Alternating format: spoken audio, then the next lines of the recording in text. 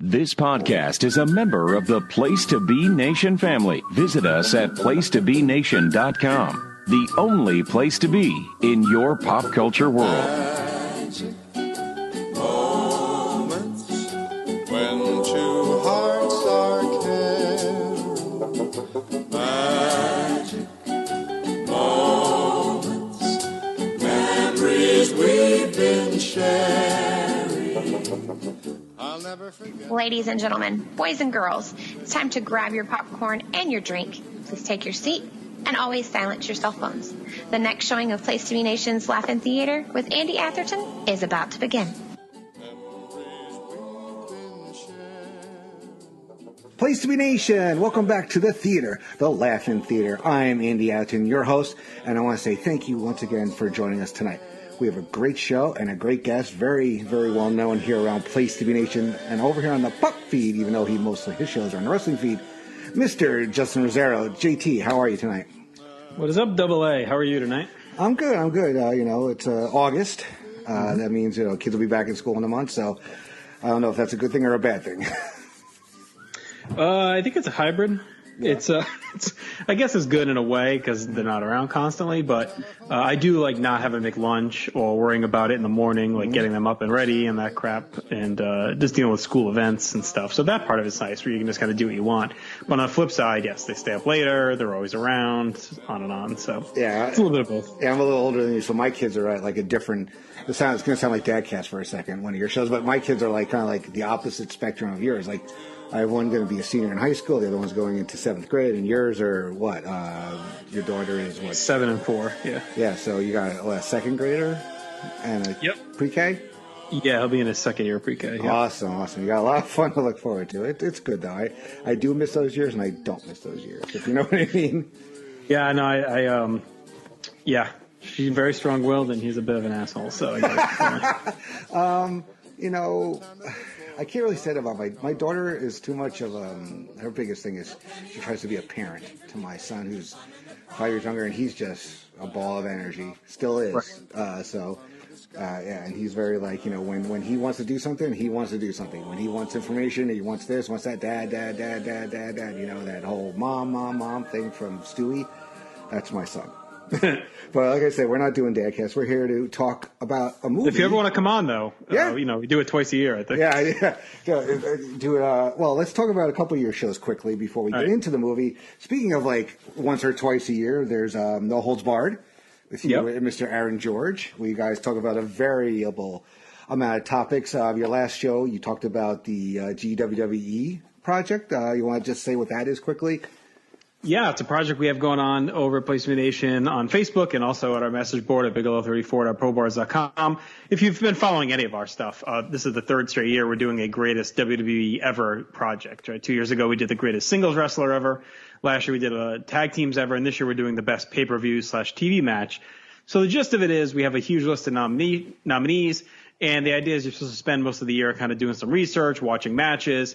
And then at the end of the year, usually like December 31st is the cutoff. I think we extended the tag team one last year a little bit, but you submit a list of your top 100. Then we kind of assemble the votes, we tally them up, and then do a stack rank of what the greatest 100 plus any honorable mentions are. So it's a lot of fun. We actually have a group chat where we talk weekly and do a bunch of matches once a week. So if you want in on that, just reach out to me and we can get you involved. Usually it tends to be Thursday or Friday night, but we vary by the week.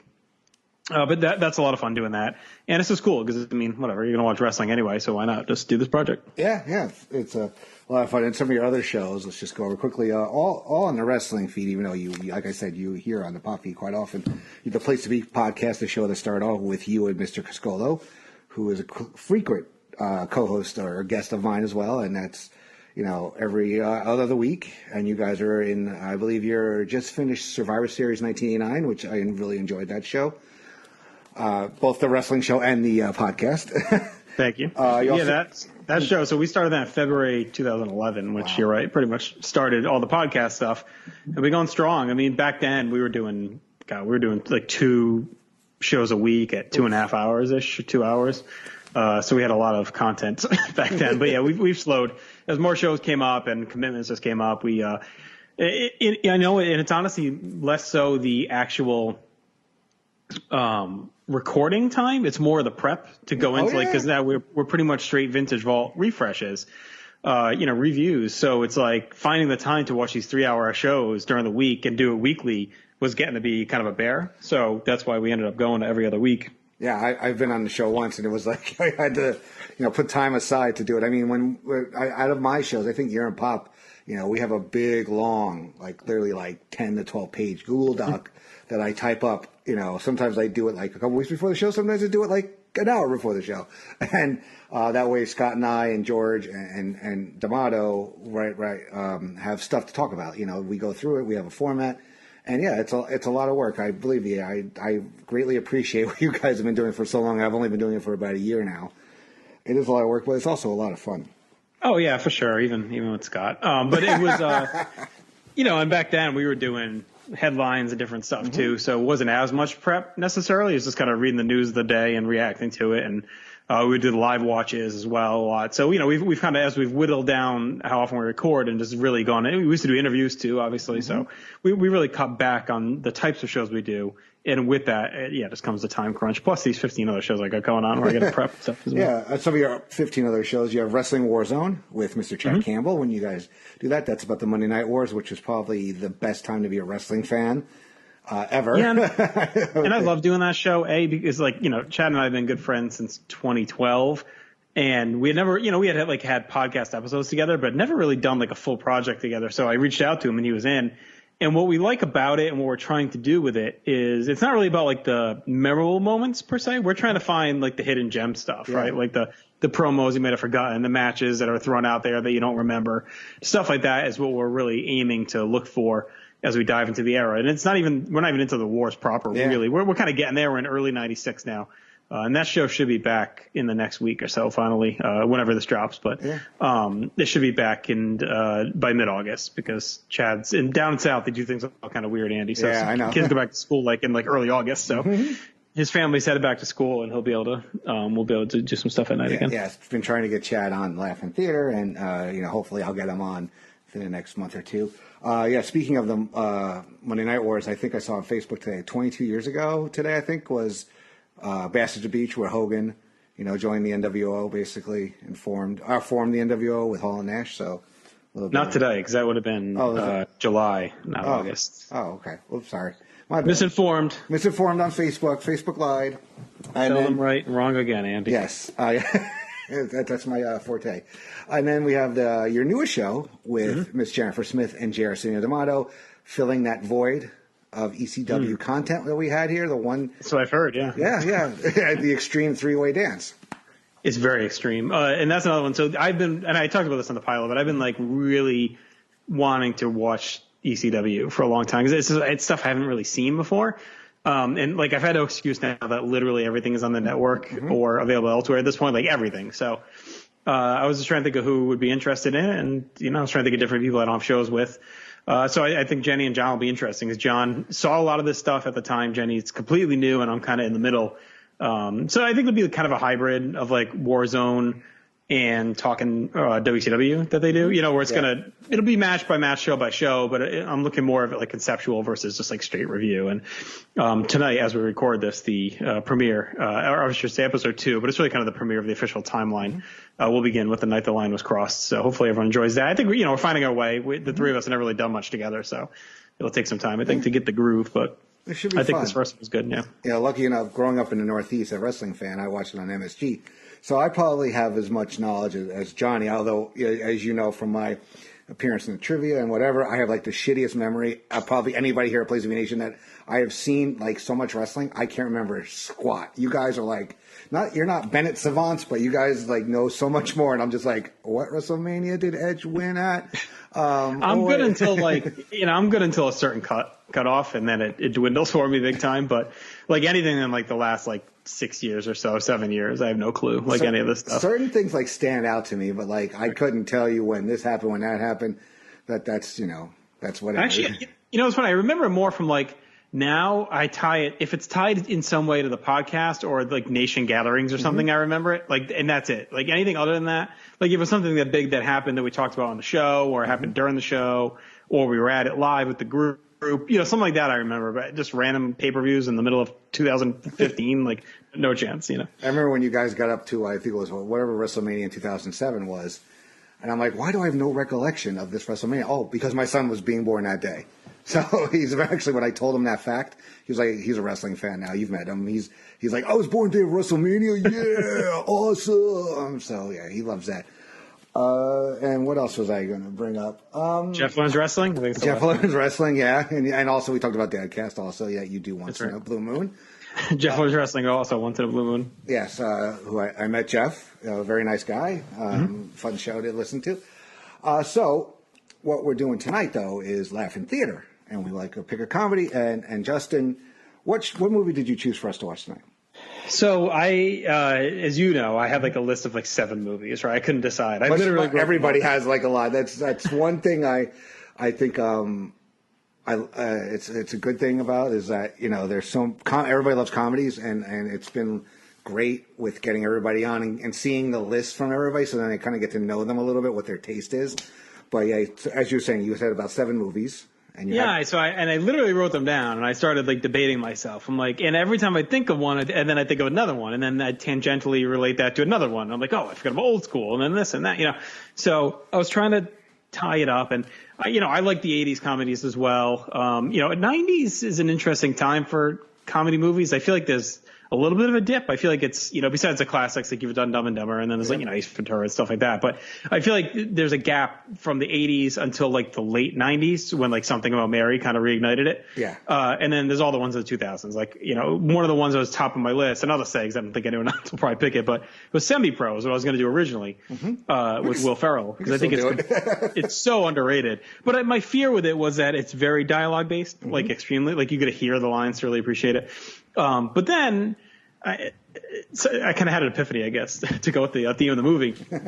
And that, after my grandmother's funeral and the episode I did with Jeff on Jeff Learns Wrestling, and honestly struggling a lot as a father who was raised Catholic and went to Catholic school like my whole life, but has been having issues, like where I am with all that stuff. And now all of a sudden with children that are, of age to, do we go to CCD, or we're going to do First Communion, like all that stuff, and where I'm at with all that. So like all that put together made me then remember a movie I'd seen, obviously in the late 90s, I think it was like 99, right? This came out? Yeah, 1999. Yeah. And I've seen obviously a bunch since. The Dogma, right? The Kevin Smith movie. So I'm like, and I thought back to it, and I'm like, I think this movie encapsulates a lot of kind of the feelings I've been having of like this push and pull, and the way Catholicism and church is taken like way too seriously, and that there is, everything can be funny, right? And I think Kevin Smith, when you look at it, I feel like we're kind of symbiotic in this, and I think he's well known to have been raised a Catholic, and all this stuff, and like he didn't write this movie to rip on Catholicism, right? He wrote it as like kind of this opus of like, okay, I was raised this way, and I'm battling these same issues about what the church is and what it should be and all that. So like it speaks to me on that level. And I also think it's really funny. Yeah. I went to Catholic school too. I started in 4th grade and went all the way through, went to an all boys, high school, and then ended up actually transferring to college that was Catholic. So, I had to take religion and stuff. So yeah, believe me, I get all of what you're saying, and having kids who are in CCD or not in CCD, and my parents still go. Well, my dad still goes. My mom doesn't really leave the house since she had a stroke a number of years ago. But my dad's still an usher every Saturday when he can. I've become an E&C Catholic, unfortunately. And sometimes that's more than just the C. So, to me, it's I still have faith. It's just, just don't go. For the most part, Well, and I think that's part of it, right? Yeah, we'll get into it, I guess, as we watch the movie, because I think I do find it an interesting topic, and I'll just throw out a caveat. Like, this isn't meant to be inflammatory. It's meant to be self-introspective. I'm going to probably say stuff that if you are dyed-wool Catholics, probably may offend you, I guess. And I may say stuff that if you're very anti-Catholic may offend you as well. But it's just kind of my thoughts and where I am right now with everything. And I think it's top of mind given how it's tied into just the world and politics and everything right now anyway. So that's where I'm at. And that's why I chose this movie, because I thought it would be a good opportunity for me and you to talk for 2 hours about the but before we get out of that, were you a Kevin Smith fan? Like, are you a fan of his movies? Oh, yeah, big time. View Askewniverse fan. Loved Clerks, Jay and Silent Bob Strike Back. To this day, Mallrats is one of my favorite movies. I just think that's one of the funniest, well-written comedies of all time, with Michael Rooker's in it too. That great probably everybody loves the Marvel MCU Stan Lee cameos. That has the greatest Stan Lee cameo. For him and Brody to be sitting there, and Brody's like, "Come on, wait." Now the thing, like, is his dork made out of orange rock like the rest of them? Because we really didn't cover that. The kind of stuff. That's such a great scene. I'm curious to see. I think it's Jay and Silent Bob. What is it called? Hit Back or something like that. It's a reboot. Yeah, it's a reboot. It's actually coming out. Actually have it. If I could call up the schedule, because October. So you may hear that on Pop Goes to Movies. Yeah, that's one I'll see. And it's funny because I feel like I don't know. I feel like he's gotten divisive. Like I feel like he's very like many folks. If you don't like it and you're not into it, especially some of his later stuff, I think you just like a lot of people have just turned overall on his world. But I do like the universe he's built and created. I can't say I've seen all of them, especially like some of the shorts or the newer stuff. But I've seen the big ones, right? And I've seen Clerks, I've seen Mallrats, I've seen Chasing Amy, I've seen Dogma, saw Jay and Silent Bob. And then, that's just in the View Askewniverse. I've seen his other stuff too, which I enjoy. I think I'm one of the few, I'm pretty on record on this one in the world of PTB, but I liked Jersey Girl. Like, I thought that was a pretty good movie. I've never actually seen it. I've seen Red State. No? Have you seen Red State? I have not seen Red State, but that's like a horror movie, right? I'm not into that. It's more like a thriller. I think there's some fucked up shit in it. But yeah, if you're not into like a horror, it can be considered a horror movie, but it's more like psychological kind of stuff. Like, basically these guys get, captured by a cult, basically, kind of thing. Right. So yeah, it's messed up. So I haven't seen his newer ones of those, because I know he has kind of transitioned that way. But so I thought Jersey Girl's fine. I mean, is it his best stuff? Is it a great movie? No, but I think it's like an enjoyable, thrown on, mindless film. And I also really like Zack and Miri Make a Porno. I think I liked it. Yeah, I think it's funny, and I think Justin Long is like amazing in that movie as the gay porn star. I think he's so good. So anyway, I am a fan, and like I definitely saw Dogma in the theaters. I was in college, and I remember it really well because one of my friends from home came, and she was excited to see the movie, and we went like with a big group. And I just remember it was like pouring rain, and we had to drive it was like maybe a 20-minute ride to like the movie theater. And that's all I mainly remember of the night. But I definitely remember going and see this like pretty soon after it came out. And then Jay and Silent Bob Strike Back, I definally saw like probably within a week or two of it coming out. And that was one of the first DVDs I think I bought. I've never seen Dogma in the theater. One thing I could recommend, if you've never seen it, would be An Evening with Kevin Smith. That I've not seen. All right, actually, next time I make a trip to as Jennifer would say, the Coke and Stripper parties up in Rhode Island. I actually have them on DVD, so I'll let you borrow it. It's basically him doing like kind of like not a one-man show, but it's like a monologue kind of thing where he tells stories. And the best one is him telling a story about Superman. When he was hired to write that, and then he talks about like Wild Wild West and all that kind of stuff. So yeah, it's definitely a lot of fun to have. That's one of those things where the guys like show up and like, hey, can I show you my screenplay? It's like, dude, get out of here. But it's a lot of good stuff. If you're a Kevin Smith fan, seek it out. And even Kevin Smith, and I think he did 2 of them. So, and they're available on DVD and stuff. I don't know, maybe Amazon. I don't know, but. I will say this. I think the PTB and Mania tailgates are closer to Coke and hooker parties than Yes, it was just clean, hot and sweaty fun. Yes, it was. I love, too, how every weekend since has been like the perfect mix of warm and cool at night. It was like those fucking 2 days, you know what I mean? It was like, even the next weekend, it's like my sister had a party for my niece and nephew the next weekend for their birthday. And I was like, by like 7 o'clock, like you're in a sweatshirt. I'm like, fuck, where was this last weekend? Yeah, that would have been perfect weather. Yeah, it was a little hot, and it was just a rough ride home just from being tired. Right. I just had a similar ride home from Six Flags New England, so yeah, I got to stop doing all this driving sometimes. Anyway, so before we get into the movie star, 1 second, just talk about Placement Nation really quick. Like we've talked about, we have the 2 feeds: the wrestling feed, the pop feed.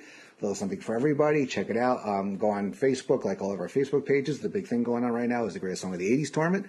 We just started round 2 after it seemed like a never-ending round 1. But now it's going to pick up some speed. I think the first round took about 6 weeks. I think this round is going to take about 3 weeks, and so on and so forth. So, it's just started August, so this is going to go till October. But we're getting into really great battles every day. So check it out. 6 battles a day, unless the math doesn't work out. Sometimes there might be less to end a round. But check it out, all that stuff, and go on the pro boards and the website. New content, new articles up every day. All right, there is. All that out of the way. Are you ready to start? Now, this is the most interesting out of all the Laugh-In theaters. The one movie you can't find on DVD, Blu-ray.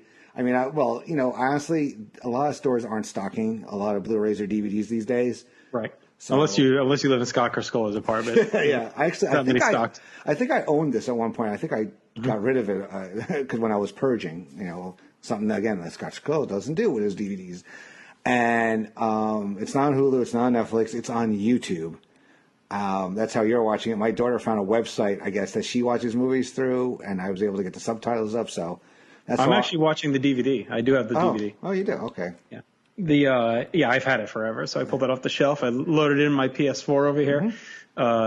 It almost stopped. That was one of the things that almost stopped me from choosing it, was knowing that it's not easily available. So I feel bad because I do know some folks do like to watch along with these as they listen, but hopefully you'll find it entertaining as well. We'll try and keep the conversation flowing. Yeah, it is on YouTube. There's actually, the reason why I'm not going through YouTube was because I found one that was good but no subtitles. There was another one that had subtitles, but they were German. So it was like no perfect version for me. So luckily my daughter is all over the interwebs, so she knows all this stuff.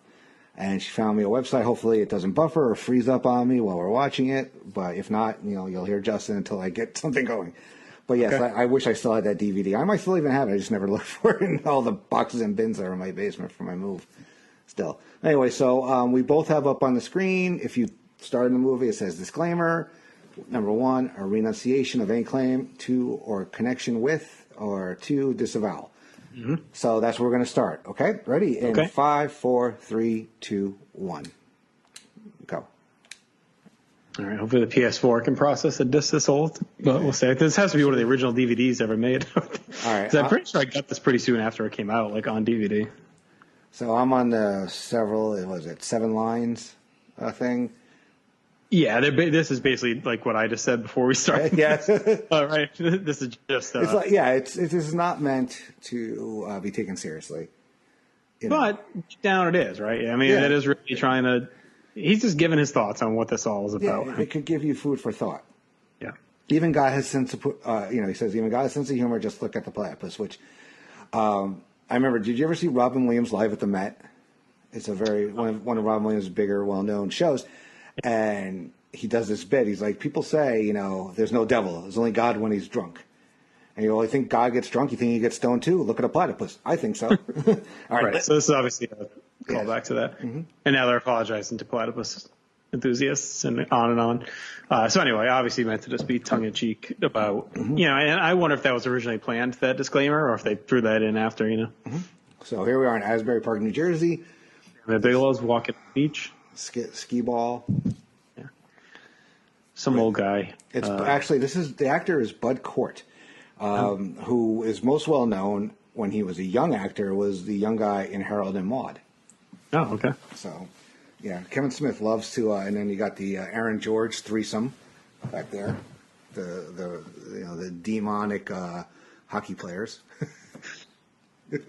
Very demonic. Yes, they're rollerblade hockey players. I'm kind of confused that the boardwalk is this empty at this time of day. Well, I think it's the winter time too. Oh, is that what it's supposed to be? Yeah, I guess they got jackets. I don't know. They only got like light jackets on. It might be like fall. Yeah, it's not summer. And this guy gets the crappy, very typical '90s fashions. There, one kid's got the flannel and the hat, and another kid's got the jersey, another kid's got very baggy hockey jersey. Mm-hmm. And they also have like there's like a bee swarming noise when they attack this guy that comes into play. And here's a great first appearance is the Cardinal played by George Carlin. Mm-hmm. In Red Bank, New Jersey, which is where Kevin Smith is from. You can actually go to a comic store, which I've been trying to get to for years because Red Bank's not far from where my aunt lives in Jackson. but it's called Jay and Silent Bob's Secret Stash. Oh, right. Yeah. No, I have heard of that. Mm-hmm. Yep. So this is like they're kind of starting right away with the kind of takes on Catholicism being kind of moldy and played out, and the whole gimmick here is that they're introducing a brand new Jesus, right? Yes. Instead of the well-known crucified Jesus hanging on the cross that's in every church and every bedroom of every Italian family out there. They're trying to spice things up. So this cardinal's going kind of off script to boost attendance and boost it's implied boost money, right, to the church by bringing in more people with, of course, what would be known as the Buddy Christ, of course. The Buddy Christ. Do you like the Buddy Christ? Like, would you be okay with that if you walked in church? I mean, I think he's I wouldn't be. I'm not offended by it. Like, I think, it's like, hey, this is a good place. It's happy. We're cool. Thumbs up. I'm your friend. I'm your friend. Look at you, big guy. Right, there's Brian O'Halloran, and also known as Dante from Clerks. In every movie. You get those guys that are in every Kevin Smith movie. He's one of them. Yeah. So now we're in Milwaukee. Matt Damon talking to a nun, ranting about religion. Of course, Damon and Affleck are two big, more Affleck is a big Kevin Smith movie guy, but Damon too is in a bunch of things. And this is kind of, I guess, would you say this is their initial peak, these two? Yeah, around then. 99, yeah, because it was like the whole Ben and Matt craze. Right. When was Good Will Hunting? 98, 97? I could tell you in a second if I call up on the old IMDb here. I want to say 97, because I remember seeing it freshman year in college. That would have been 98. 97, yes. That's when it was the whole Ben and Matt show at the Oscars. You have Matt Damon as Loki, and you have Ben Affleck as Bartleby. And basically, they're looking through a loophole to get back into heaven after they've been kicked out and sent to Milwaukee, Wisconsin. So I wonder if Steve Willis has been kicked out. That's why he's over in Wisconsin. Right. Yeah, they're basically portraying Milwaukee as purgatory. Yes. And Matt Damon's basically trying to talk this nun out of being a nun, right? And that's kind of like his sport. They're just hanging in an airport, and Ben Affleck's just kind of watching and laughing. So they haven't really announced yet that they're together. Yeah. They just we just saw fonts come up with their character names.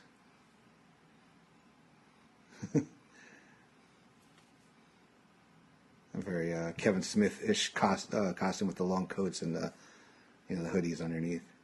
Oh yeah, and then very 90s, and God, Matt Damon looks young. I mean, not that he's aged really, but they both look young. I mean, this is 20 years ago. Yeah, so. True. And this looks just like a kid. You know what I mean? Like more than again, he has not aged poorly in any way. But I love keeping those guys on their toes.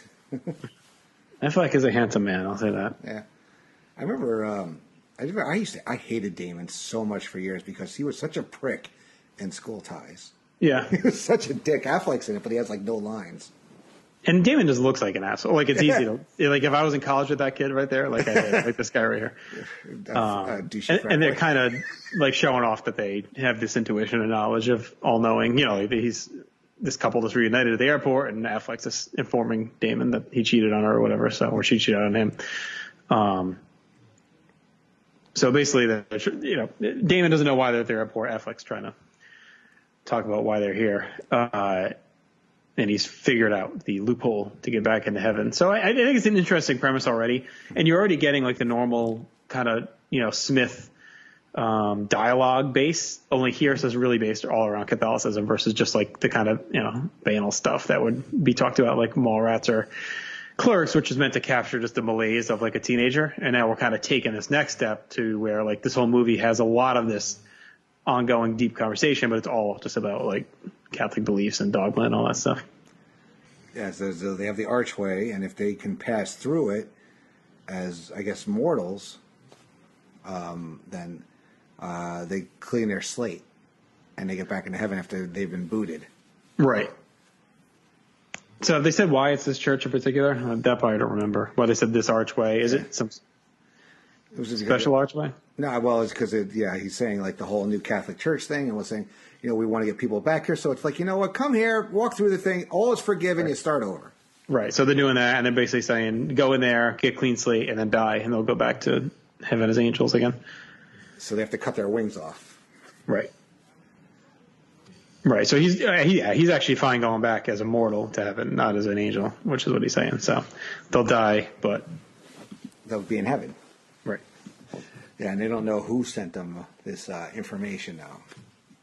Right. They just received this newspaper, and so Damon's not really buying into it. Yeah, I mean, I guess it's kind of like I don't know, it's not called a metaphor, but a symbolic of like confession, right? So go to confession, and you go there and you get your sins forgiven. And I always hated, I never like going to confession. Obviously, I don't think anybody does. But did you ever have to do face to face? Yeah, they made us do that in Catholic school. I mean, I always liked because then you get the looks from the priest. Right. And you're in there, like you're sitting right next to him, and like you have to, I mean, you're like kids, you haven't done anything that bad, but, and then just knowing like obviously what many priests have been outed as what they've done. Like just knowing like, man, they were just had to be trapped in this room back there with this priest, like any of us could have been at any point.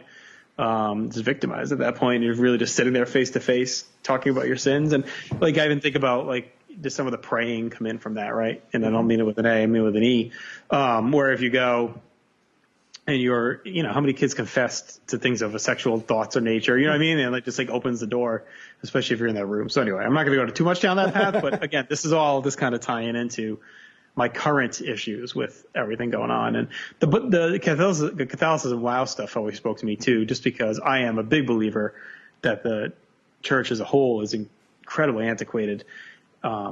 It's like baseball in many ways, where they're not going to add new fans because of how antiquated and uncool or unhip everything is. And I don't know if there is a way to make it cool or hip ever, but there is a way to bring it more modernized when it comes to how they view the universe and the world. And just like baseball could be better with robot umps, Now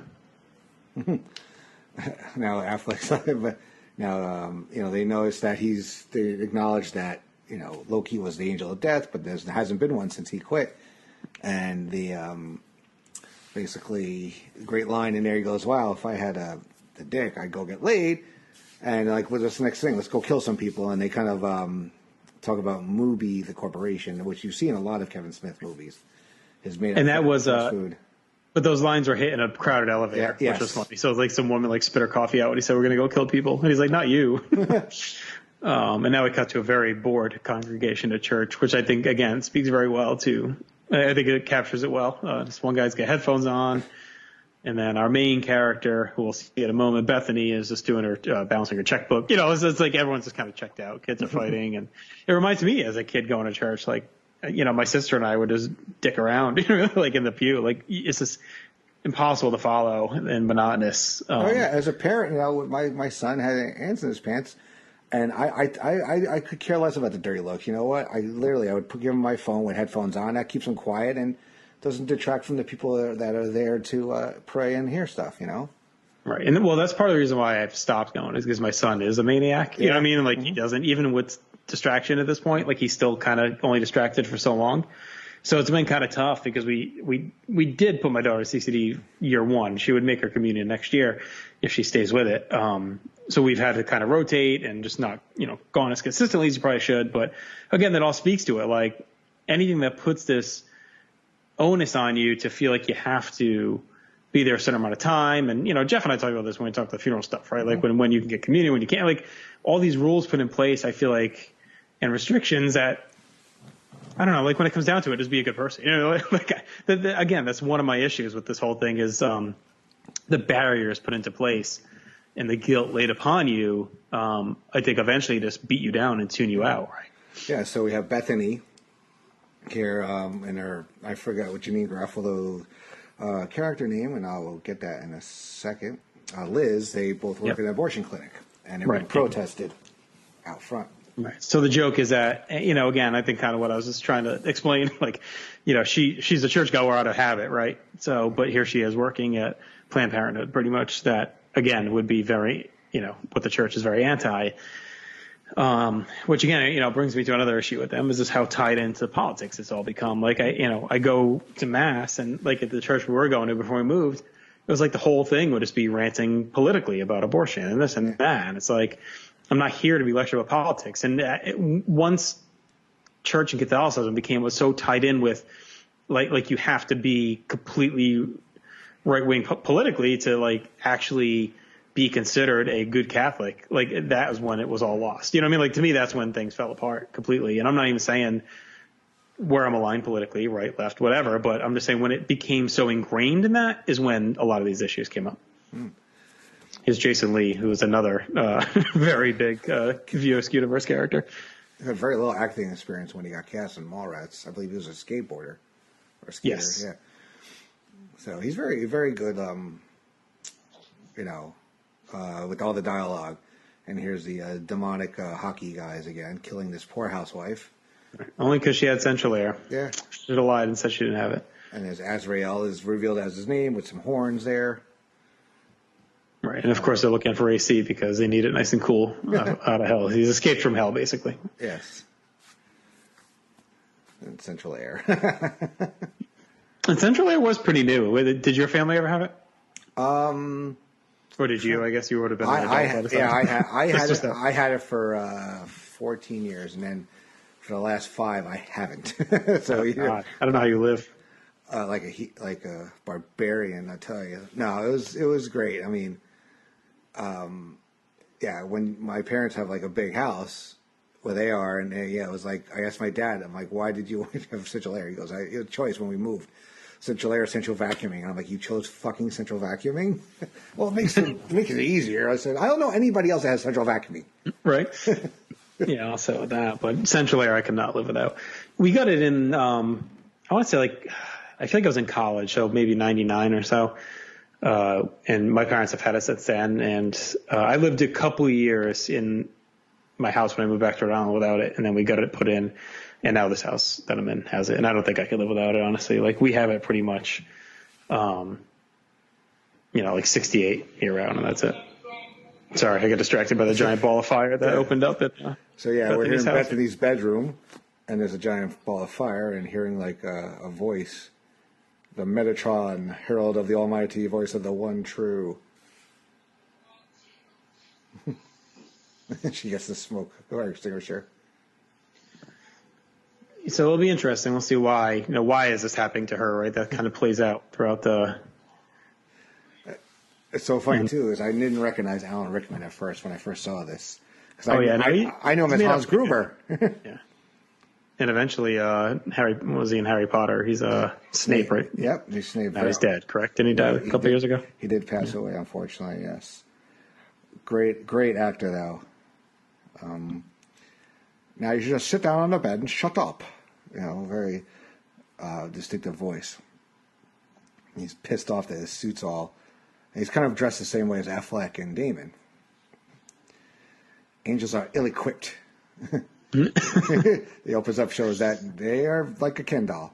Yeah, pretty much. Just a hard shell over where his junk would be. Yep. Mm-hmm. Let's see. Let me see if I can find the info on Mr. Rickman. Yeah, I don't remember if he did.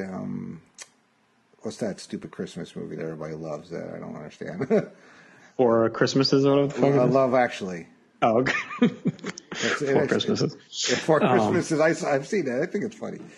Yeah. So he's really talking down for now, by the way. He's like, you're so fucking arrogant, basically, thinking everyone wants to rape you and have sex with you. Like, and he's showing his wing. Yeah. He died in January of 2016, so he was only barely just shy of 60. Wow. Yeah. God, so he was only 40 here? Yeah. Looks older than that. Like, think of that. Like, I'm going to be 40 in 2 years. I think I look better than Alan Rickman does here. Yeah, he was. Let's see, in '99 he was 53. So he could be 60. He was almost almost 70. He was 60. I was going to say, God, he was only 40. All right, I'll let it slide. 53. Looks good for 53. Good for you, Al. Good for you, Al. Yeah, so now she's also showing that she's, okay, you're a Catholic, but he's going to explain to her all the basically levels of angels and everything else. So he's basically the voice of God. Mm-hmm. So he, when someone feels like God's spoken to you, they're speaking to him. Blah, blah, blah. Do you ever feel like you've gotten any kind of call like that, like from God talking to you or anything? No, not really. I can't say that I have. I mean, I talk to God. He's never talked back, or she, or it, or whatever you want to say it. I always find it interesting, like how that works. Like in pre-save, they get the call or whatever. Like, is it something you feel like you want? Like, I don't know. That part. There's a lot of mystery around this stuff, and a lot of it does intrigue me. More around the theology at this point than like the actual. Like it's funny because you talked a lot about on your Talk and Pop episode, which I'm not fully completed through yet, but I've listened to like half, and you talked about. Your time, working at History Channel and development of all that. And obviously when I was working at that company, I didn't know you were there, I started A&E and History Channel and those shows. And like that part of it, like the historical part is always what's intrigued me the most. Like how much of this is based in provable reality. Like to me, like those shows have always interested me when they do the Bible and mystery of Jesus. the Bible. Was that Jesus' life? That show was favorites at that time on History Channel. Mm-hmm. Yeah, they just had something called Jesus' Life, which was it was 8 parts and was told from the perspective of people who knew Jesus. Right. So one was about John the Baptist, another one was Judas, another one was Mary Magdalene. So, it's interesting. Nobody's asking you to build an ark. You just have to go to New Jersey. Visit a small church on an important day. So they're basically calling her to be the next in line of all the kind of saviors, right, in the line of Catholics. She's trying to figure out why, but obviously something very bad is about to happen, and they need someone on the ground that could help. Wait, so why? So you can stop a couple of angels from passing through and negating all existence. Here where people need to spell it out for them. And his whole thing is he can't imbibe alcohol as an angel, so he just drinks it and spits it out. Do you think Tim Cable does that? Or do you think he ingests it all? I think he ingests it all. Yeah. Especially if you heard him sing Red Light Special on the Christmas show last year. At least he was awake for it. So Loki, I know, in the world of Greek mythology, Loki's a character. I also know in the world of Thor, obviously tied into Greek mythology, and Norse, the comics, Loki. So is that, I don't remember Loki too much Catholic-wise, you know what I mean? I think it's the same name, different. Like he's the god of mischief. Be the kind of idea, right? Yeah, in here, Loki is the, he was the angel of death, and then in Norse mythology, he's the god of mischief. So I just don't know if that was actual Catholic mythology or not. I'm guessing it could be. It's got to be tied in somewhere. Bartleby definitely, I think. God of Norse mythology, yeah. I know it was a huge. I'll have someone read this and explain it to me. Yeah. Like when Costanza had his secretary read up about risk management. Yes. Risk management. All right. So Loki got very drunk and told God he quits those on a sword, which is why angels can't get drunk anymore. So he screwed it up for all of them. Hence all the spitting. Would you have liked to see if they ever did something around this movie? I don't know if it would have had time to put it because this movie is as long as it is. I feel like they don't actually show us that world, but they describe it real well, right? They talk about a lot about what it's like up there and what happened and all this stuff. But it would have been kind of cool too to see some of it. You know what I mean? If they had played it out, even if it was in callbacks or something. But if it looked like the end of This Is the End, that Seth Rogen movie. That I have not seen actually. Oh. It's as you get closer to modern day 2019, the movie has seen a lesson quite a bit. I think it's got some good parts to it, and basically you see a lot of douchey celebrities getting killed, playing themselves. So it's kind of fun, but it's kind of like this though, where it's kind of like some religious overtones to it. The end of the world stuff has always interested me too. I took a class in college. It was the Book of John and Revelation. Mm-hmm. So we were it was all about studying the Book of Revelations, basically, which it talked all about the end of the world and the rapture. We actually watched a stupid Kirk Cameron movie, which he's all into that. So yeah, that stuff's always interested me. Right down to Blondie's rapture. Yeah, she fell for in the 80s tournament. Actually, I think it might have gotten knocked out. Did they lose? I think it's out. Call Me was up today in the second round, up against Humpty Dance, and Call Me was winning by a bit. Yeah, but I do like Humpty Dance a lot, but I do think there's better '80s rap. Mm-hmm. I think I voted for Blondie. Yeah. So he's basically saying you can't go in there. They can't prove God is infallible, which is why it's going to negate all of existence. Right. So by forgiving all your sins, it's proving that God was wrong, basically. Mm-hmm. And she's pissed. So basically, she works at this abortion clinic and all this because she can't have a baby, and because of that, her husband left her. So this is why she's kind of become lapsed, right? And I think this is what a lot of people battle with too. And again, this is some of the stuff I went to. I saw my father-in-law suffer quite a bit, and die young and all this stuff, and it led to a lot of questioning of the shit. You know what I mean? What is this stuff all real, and does it matter, and why do I have to go to church every weekend? Why does this stuff matter? I think that's what's being portrayed here, and I think they're illustrating through her a lot of the internal battle that Catholics have, right? Yeah. So if there is a God, why, and I want to be a mom and I can't, why? Why, Yeah, why should I do this if he hasn't done anything for me, kind of thing. What have you done for me lately? Yeah. And now he tells her she's going to have help, prophets, in matter of speaking. 2 of them. I love how I'm glad they picked a Brit for this role. You know what I mean? Was he British or is he Irish? Yeah, he's British. Oh yeah, whatever it is. Yeah. But it's I feel like the accents are more regalish and he's English. More just strong. You know what I mean? They sound more official. And exactly who he's describing. He's one is going to talk on and refer to himself as a prophet. The other one, he's really kind of the quiet type. Right. So basically, Jay and Silent Bob. Right. He's what's God like? He's funny. Oh, he's especially the face you make in coitus. Yeah, he's really good in this role because of his dry delivery and everything. If you're getting picked to be the save the world, would you like somebody that's just dry and straight to the point kind of thing? Right, exactly. I think you almost got to talk like that if you're going to believe it. Yeah, you don't want she wakes up, like Commandant Lassard. I explain it to you. Mahoney. She thinks so she wakes up and thinks it's a dream, but then she finds the maracas that Alan Rickman had shaken, Metatron, I'm trying not to call Megatron, had shaken to end the visit, basically. So, and here we get the tease as well with the hockey guys now. They know that she's the one because they're already targeting her. Yeah. Get the bees buzzing and all that. And she's trying to get into a car at night, alone. And these hockey hooligans are coming by. This is back when rollerblading, roller hockey was popular. Then they actually used to have it on ESPN and stuff, 2 or whatever. I used to play it with my friends.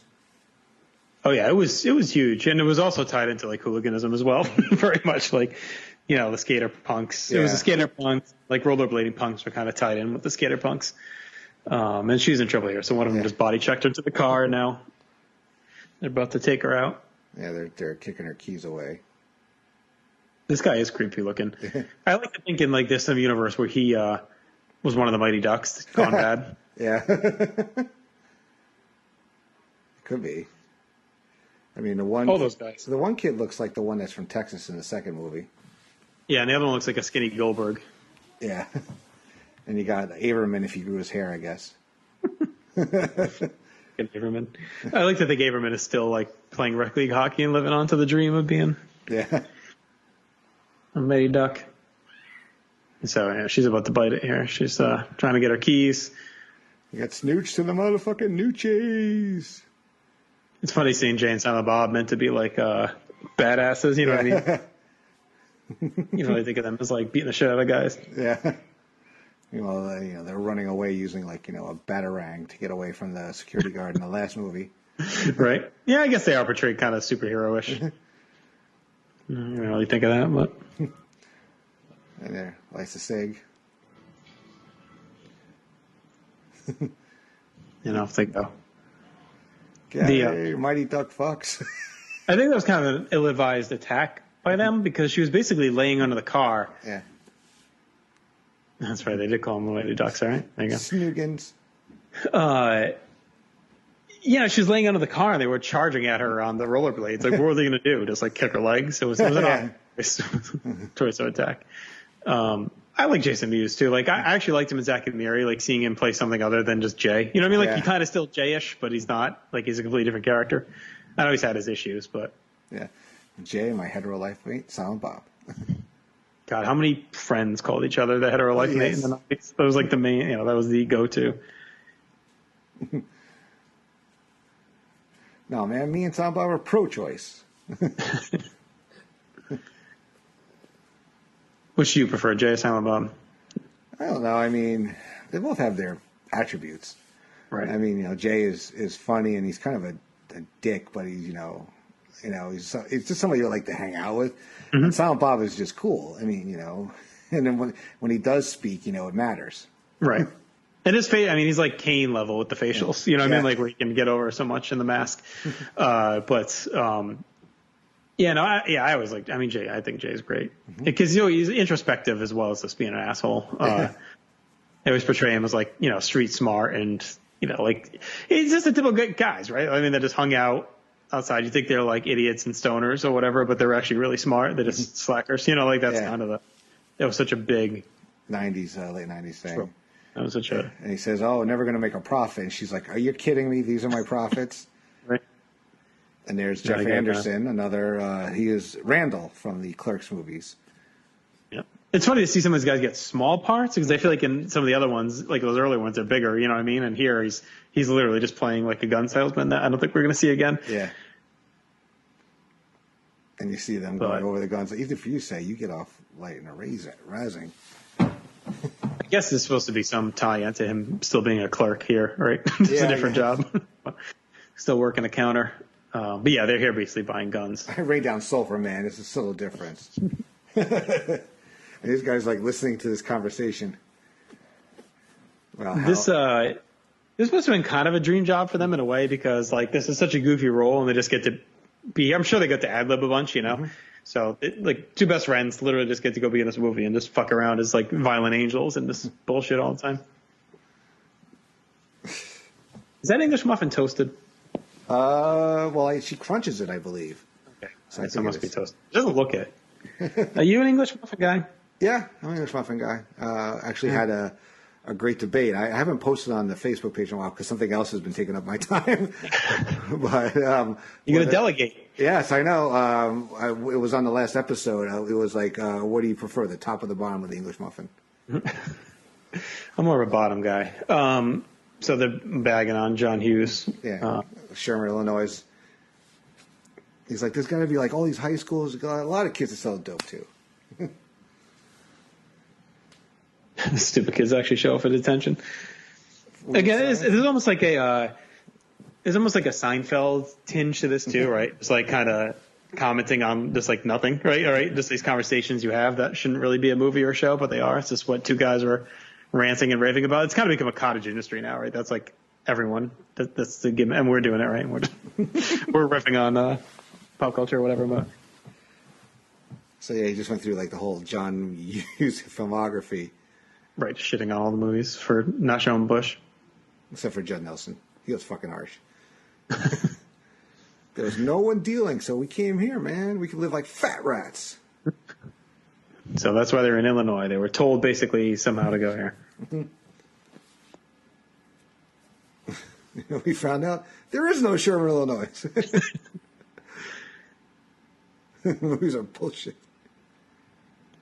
So he knew with the buses here that he had to pay for it, but in Jay and Silent Bob's Right Back, they think the bus is free. Yeah. Continuity error.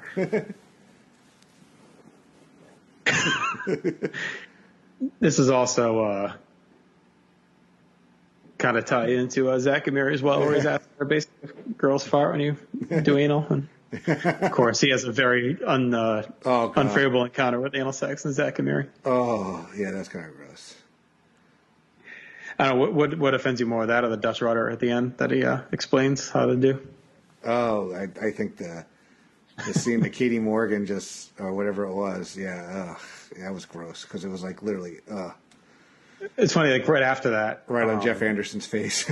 Right around the time that came out. When was Zach and Mary? Oh, yeah, she got me. That's 08? Yeah, somewhere around there. It was literally like right when that came out when she was in that.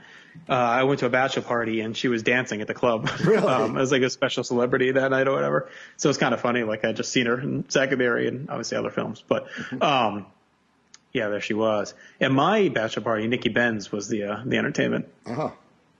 So that was interesting. Zach and Mary 2008. That was like always one of my go-to, like, late night, we went to the bar, go home at 1 a.m, and it would be on kind of deals. Like it'd be on HBO or whatever, or I had it on DVR. So that was that, Beer Fest. I had a few like that. But Zach and Mary is definitely one of them. Just throw on late night. So they're trying to get laid still, my poor Bethany, and she's just and saying she's like, you need to take me there. She's like, okay, it's like Star Wars. I'm Han, you're Chewie, we're in that fucked up bar. This is great though, because of the payoff later. It was basically like, what if there's a scenario where we have 5 minutes to live and we're all going to die? Will you bang me then? She's like, yes. If that unlikely scenario occurs, basically yes. So he's driving her car, and you see the typical Jay and Silent Bob doing the head wave, and they're doing about, 90.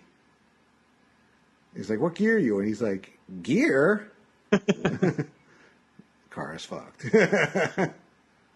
What the shit did I know? Right. It's probably basically he doesn't know how to fucking drive, right? Yeah, I had a fraternity brother of mine who was really into Kevin Smith stuff. So, and he was working in the Suncoast at the time, so we always talked to like Kevin Smith, quote Kevin Smith movies. Right. Constantly. God, Suncoast, huh? Hell yeah, that was the movie only Sam Goody. We had strawberries here. Yeah, we had those here and there. Yeah. And then FYE. And then Coconuts, I think, was around for a while. I mean, I'm older than you, so I remember like Sam Goody. I don't remember really Sam Goody much yet. Like, I feel like Strawberries and the Newberry Comics came, and then FYE, but I don't remember what FYE was before. It was FYE. Oh, I remember going to Tower Records. Yeah, we didn't have that here either. So now they're now we just see a bus go by, and there's Loki and Bartleby on that. They're heading to New Jersey, so the race is on. Race to Jersey. It's the first time ever people are racing to New Jersey. Unless you're trying to save the town of Asbury. Asbury Park. That's where the boss is from, I believe. Unfortunately. Yeah, there's a place that he actually goes to called Jersey Freeze. It's a soft serve ice cream place in Freehold I've been to. Not bad though. Like one of those places before. This was before they had soft serve everywhere. They had like all these different flavors, like which you didn't find. Anyway. This is such a great debate right here too, like trying to figure out if they're cheating or whatever. That was like such a great line. No married man kisses his wife like that. Yeah. Why? just curious. Who's this guy too? He looks familiar. Oh, he's been in a bunch of movies. It's Derek Melissa Valle. So he was in. Yeah, I guess he works on The Crew. Yeah, I guess he's done some stuff with. It was probably one of. Yeah, Kevin Smith just say, "I'll put you in a bit part," and right. You're just gonna make out with this chick, basically. Who kind of looks like Liv Tyler. And there we go. Loki shoots him in the head because basically still considers himself the angel of death and the judge and the jury and whatever. But what's Bartleby supposed to be? Is he supposed to be like the voice of? Is he like the judge kind of? Yeah, that's kind of right. He gives the okay, right? Yeah, that's kind of his role. We should also clarify Bethany's Linda Fiorentino, which we haven't really mentioned yet. Which I didn't know her from much before this. I know she was in some other movies. I know she was. She was in a lot of stuff before that, yeah. But nothing that we probably would have. I mean, for me, definitely nothing. But she was in Men in Black right before this. Oh, that's right. Yes. That looks like probably one of her biggest things before that. And she hasn't done terribly much since either. She kind of faded, huh? Yeah, her last acting credit on IMDb is 2009. But even then, she only did like a handful of things between here and 2009. Yeah, she did. She was like one of those action movie chicks, right? I guess. She's also not happy. See, I'm like, I don't know. Does she do anything other than act? Like, it just kind of, her wiki is very thin. Like, it just kind of says basically. As of 2019, Fiorentino's made a single screen appearance since 2009. She's supposed to be developing documentaries. Yeah, no, she's kind of faded. She's pretty good in this. Whoa! And then all of a sudden, a guy falls from the sky. Naked guy. Naked Chris Rock. Chris Rock, another. Well, is he a Kevin Smith guy? Is he in anything else with him? Yeah, he's the director in Jay and Silent Bob Strike Back. That's right. Yeah. Somebody gonna sue George Lucas' ass. Would you say this is Chris Rock's peak? Yeah, this is he was on the way up actually. Well, Yeah. I don't think he had peaked yet. Okay. This is when he started growing the beard and stopped looking like he was 12. Right. Like when he was Pookie in New Jack City. Yeah, I guess Dogma. I don't know. Like, he doesn't have too many huge movies after that. Like, he's in a ton of movies, obviously, but when does Everyone Hates Chris or whatever start? Oh, God, that was like 05 to 09. Yeah, something like that. Yeah. That's probably his peak, I would say, then. Mm-hmm. Then we started doing Nat X on Saturday Night Live, and when he, now he's in the whole Adam Sandler crew, like, what is it, Grown Ups movies. He's also extremely skinny. Yes. He's like, hey. I was definitely into Chris Rock for a hot minute, like his stand-up and stuff. I thought he was definitely, he had the no sex in the champagne room and all that stuff. And then I thought the movie with him, too, where he becomes a president wasn't bad, where he dies. Head of state, yeah. That wasn't bad. That was another interesting one, like kind of what if, where he, like kind of what happens when you die, and they took him a minute too soon, like he didn't actually get hit by the car or whatever, so they owed him, basically. So he was one of the apostles that you didn't hear about. Because he's black. That's the joke, right? Yeah, I think that's the joke. I knew Christ. No, he owes me $12. So yeah, and he's also a lot of exposition. Oh yeah, tons. And he's basically explaining he's been dead for nearly 2,000 years. No wonder he saw Jesus. He's rocking a ganj. It's not a joint. It's an Aramaic. Rufus, see you in 2 years. Jesus. Freaked me out because he basically told me when my number was up. Let's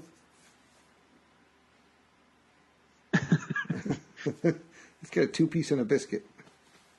Back off, Kato. Kato Kalin joke right there. Right, 90s reference. Yeah. So now we get this posse, which is a good one. We got more coming, but this is so far the stable is building well with Bethany, Jane, Silent Bob, and Rufus. Looks like we're looking at Dangerous Alliance, or we're looking at the oddities. A little bit of both. Hey man, we used to walk everywhere. He's barefoot as well, walking down the street. You ever hear of a fat apostle?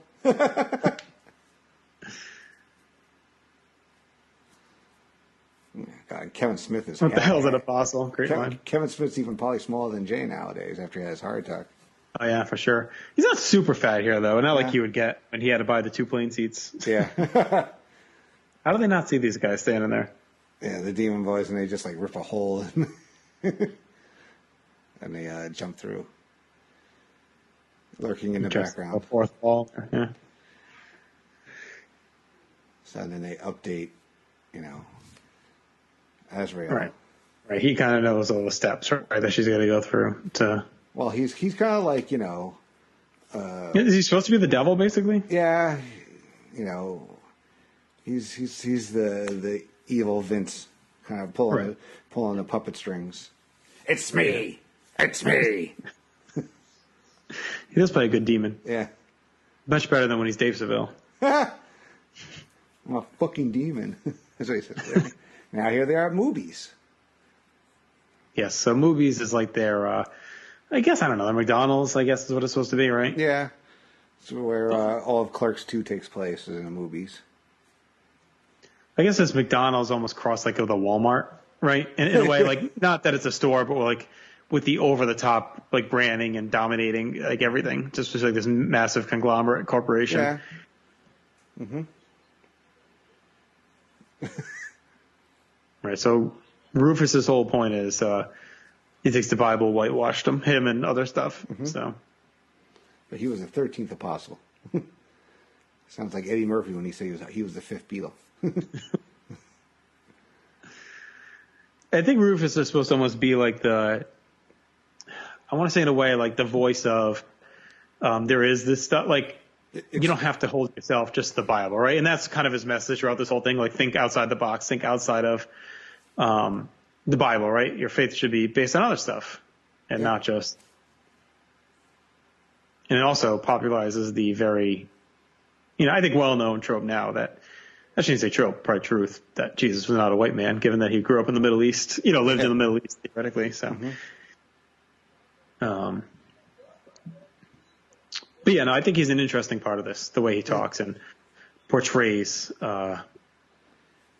basically look beyond that kind of his message at the end too, right? Look beyond the text. It's kind of like I was there, kind of thing. But even beyond that, you don't have to hold yourself to every word in this book, right? Think of yourself in a greater light, which I think is my belief in all this shit, right? Yeah. It's like, I kind of voiced this on that Jeff Learns Wrestling. It's like, okay, yes, I got communion without going to church for a month and a half or whatever. You know what I mean? Like, am I going to go to hell? Or, if I don't kill someone, but I do that, I'm going to hell. Like stuff like that, right? If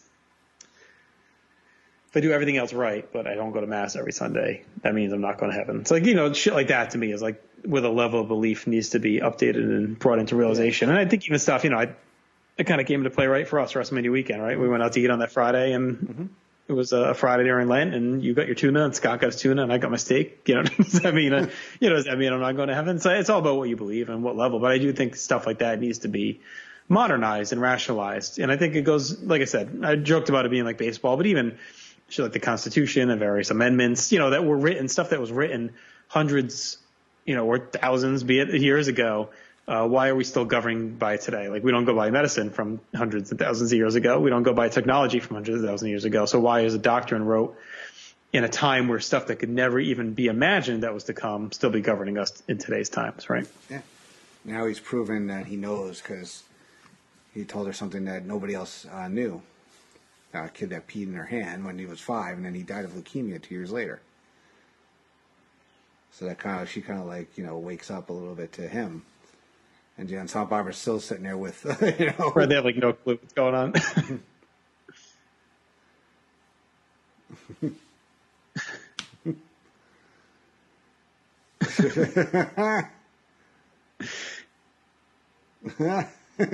Salt Barbara's face is just so funny. We're still in the era of gay jokes being okay here in the 90s. Basically says, he says, like, tell me something you know about me. You masturbate all the time. Yeah, I know. You think about guys. And Silent Bob looks at him like he's like, saw the devil himself right there. So this is I like this scene a lot, actually. So they're just sitting on the playground. She's like trying to come to grips with all this. And he's talking about what God thinks and all this stuff. And, how you should look at all this stuff. And again, he's kind of being like the realist, right? And how you should practically apply this stuff to your everyday life. And there's Salma Hayek and Candy Girl. Yes. I always think of this scene now with Candy Girl. Or Mabel. You don't think of King Mabel? No. I'd rather think of Salma Hayek stripping with schoolgirl, got the schoolgirl outfit on there. See, I'm going to call bullshit on this. A Jersey strip club. They're not in Jersey yet. Oh, that's right. Where are we? Do we know yet? I don't know. Somewhere in Illinois or Ohio or something. I don't know.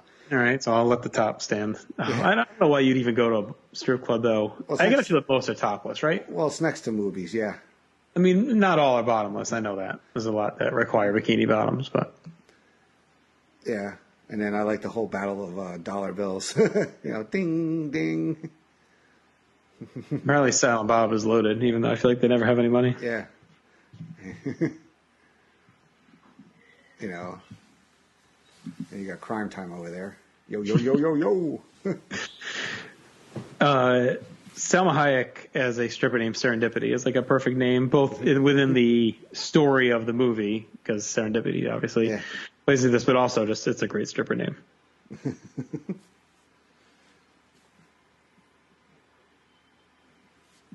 God, she hasn't done much TV lately. I feel like she was in something more recently. I guess not since 30 Rock. Yeah, I've never seen her. Well, she's going to be in the Eternals. I know that in the Marvel movies. She still does a lot of movie stuff too. Yeah. Mm-hmm. Well, she played Adam Sandler's wife in the Grown Ups movies. Because that's believable. All right, here we go. This is another pretty intense scene as Loki and Bartleby descend upon the Moobies. Oh, who's this guy too? He's another classic like movie bad guy. Yeah. So we're basically in this board meeting, Talking about movies taking over the world. We got a Mooby cartoon. And there's like typical rich assholes, right? Yeah. This is a great look. They're all the board members, and he's sitting there carving an onion. In the shape of a cross. Loki is. So, oh no, it's not a cross. It's like a voodoo doll, right? This is just, I really enjoyed this scene. I think it might be the best scene in the movie. Where he basically just preaches, goes on this rant, and then pinpoints everything all these people have done wrong.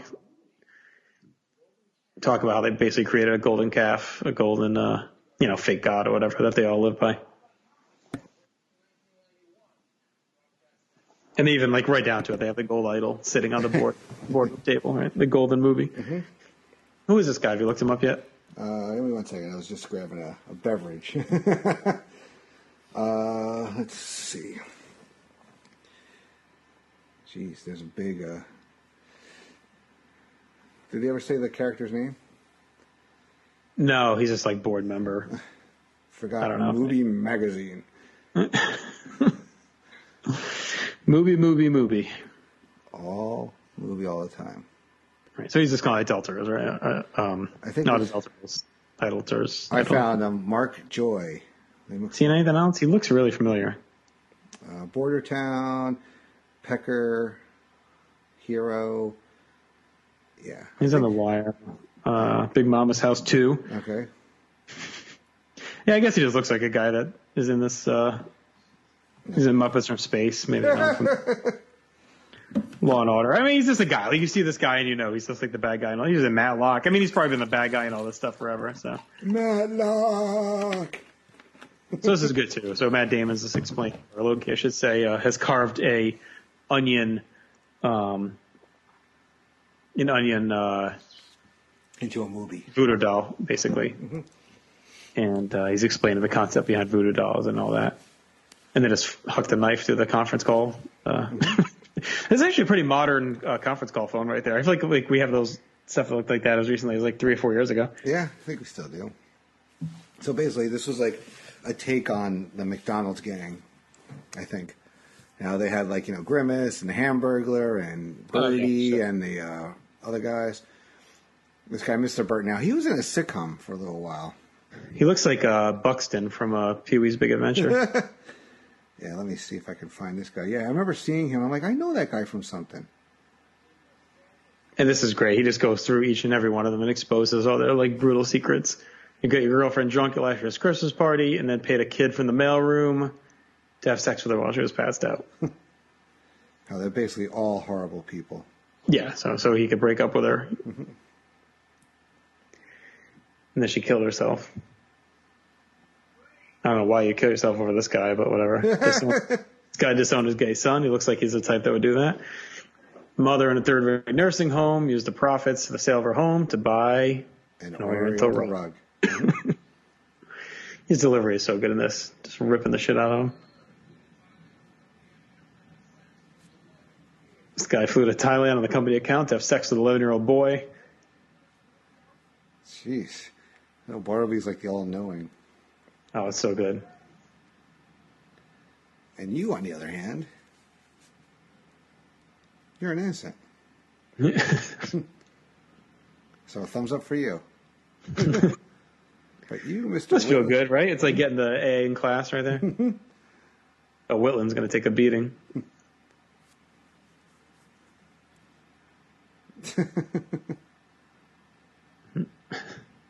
This is just like straight up. You're his father. You say fuck. This just straight up like portrays like the evil corporate greed, right? I mean, right down to these guys are all sick fucks on this board, this big conglomerate. Basically, yeah. Bartleby's leaving, Loki alone with. Oh no, I guess he's pretending to leave too. Yeah, he's the only one who's decent.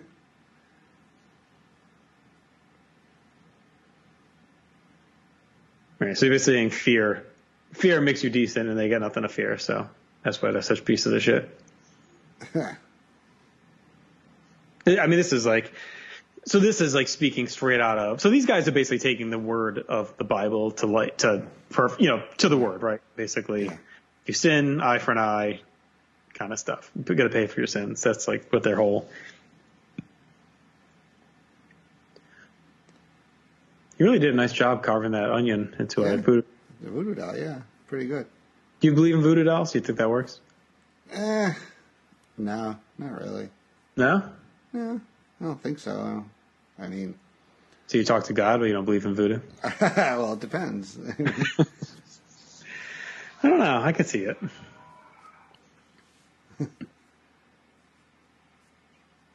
I don't believe in voodoo. Voodoo. Huh.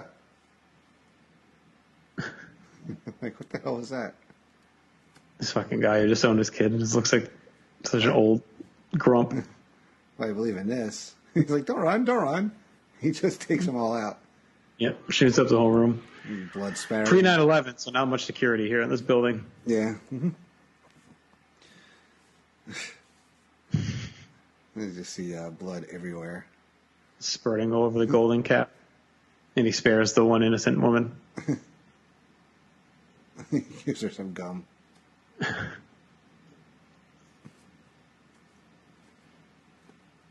You're a pure soul. You're good.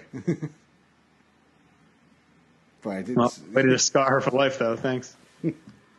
Oh, that's such a great tease. You didn't say God bless you when I sneezed. That's a good thing, too, like that you catch when you go back and watch it. When he sneezes and looks around and sees that no one says God bless you. That was earlier in the scene. Mm-hmm. You don't catch it when you're first watching it until he says it here. It's a good call. Because he makes like such a face, too, when he does it.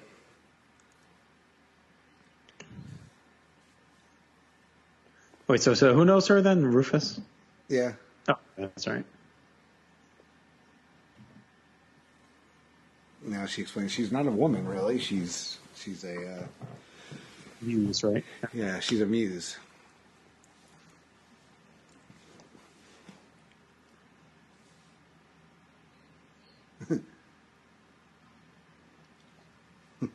And she lacks definition like everybody else. Another angel like Metatron. All right, buddy. I don't know why my dog's still warm. Why don't you get some fucking air conditioning? Maybe he'll be sweating. Well, we can't hear. No, he's actually scratching himself. I don't know. I think he scratched himself too much. Okay. Well, he did see Salma Hayek on the screen. Yeah, I know.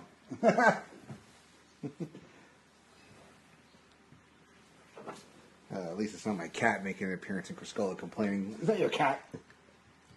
Do you think you could, like, what would your thought, if you're Bethany in this, like, at what point would you have bought into any of this? Like, here? Are you still out here, or are you in by this point? I'm in by this point. You know, because once everything is falling into place, falling into place between the prophets and Rufus knowing stuff, and here, Serendipity says that she's responsible for 19 of the top 20 grossing movies all the time. The one she's not responsible for is Home Alone.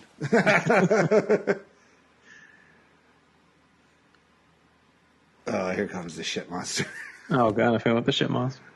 Yeah, and it's actually, I think it's voiced by Ethan Suplee, who's another, that's Willem in Mallrats. Oh, right. Yeah, I know what you see. You see a sailboat. Wasn't he also, was he the... He was the brother in Earl. That's right, but he wasn't the guy from Boy Meets World, was he? Vader's son? Isn't that him, too? No, maybe. Oh, yeah, Boy Meets World. Yeah, it might have been him. I think he was Vader's son, yeah. Yeah, he also was in Remember the Titans. And he was Tuna in Blow. He had to give Vader the tips because the world champion wrestler couldn't beat fucking, who was it, Jake Roberts, I think, or whoever was in that match. My son's going to give me these tips. You ever see the other show with Lala Alzado learning the ropes? Yeah, I saw the pilot, like, at one point. Yeah, I wonder if that ever makes it on the network. That was during those, I think that might have been around or pre-Saved by the Bell. Oh, for sure. Yeah, I think so. That was like when Rock and Roller Games and stuff was on, I think, too. Yep. So this is really throwing a lot of smoke about God, right? So Chris Rock is saying God is black. She's saying God's a woman. and how the women are the biggest antagonists in the Bible. Right. And the shit monster is coming out. Like basically the stall just fills up and he just climbs out. What's your thoughts about the shit monster? Like, I feel like this movie, like, for a movie, like, based in this absurdity, like, I thought it went pretty good about even, like, it's crazy you kind of believe in the supernatural, but it's working grounded in some sort of realism if you believe at all in this stuff. I think a monster made of shit coming out of the toilet is like, I don't know. I just feel like they didn't quite need to go that level. Yeah. Because I feel like even Jane, Silent Bob aren't, I don't know, they're like super gratuitous in this movie, you know what I mean? Like they would be in other ones, but I felt like one step. Yeah. Like it wasn't necessary. Right. Like they could have sent something else to attack them, but they got to go to the lowest common denominator. Yeah, look, Jay and Silent Bob are in the gang. And they could smell it. Fucking farted. Oh, God. Yeah, like we just didn't really need to. Yeah, this was not necessary. A Golgathon, they call it. A shit demon. Excremental. Well, I guess Jason Lee, Azrael, did basically say he was going to summon that, right? Didn't he say that in the house? Mm-hmm.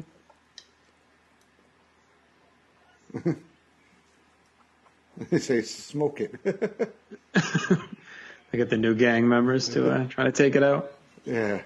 Get your fucking hand back. He's like, come on, bring it on. And they get pretty much messed up by it. It's just, you just see their reactions of what he's doing to them. Like, you don't see it. And they're like, what the? Oh. And they're just all dead and covered in crap.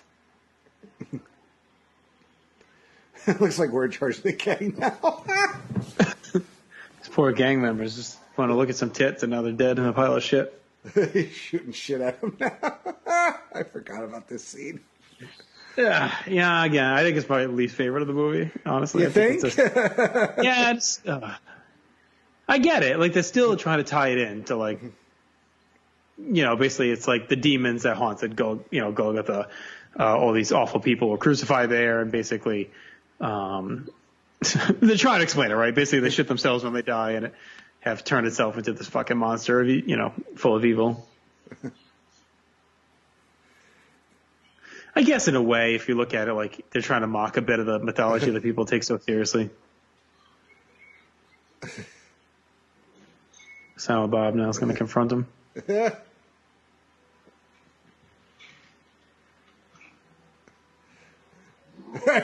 the hell is he spraying on him?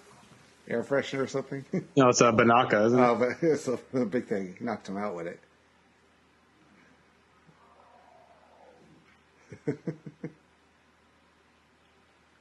Banaka? Do you even make Banaka anymore? I feel like that was huge in the 90s. Yeah, it was actually the 80s. Knock strong, odors out. So it's more like air freshener. Okay, so it wasn't Yeah, he had like air freshener with him. Lysol, whatever you want to call it. Yeah, it was not Banaka, sadly. Banaka was done by then.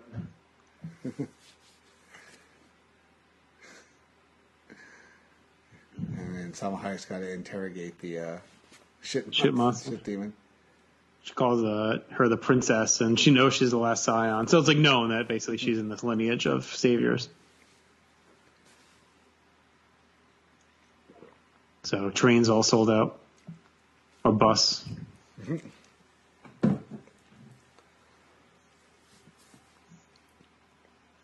Bushmas.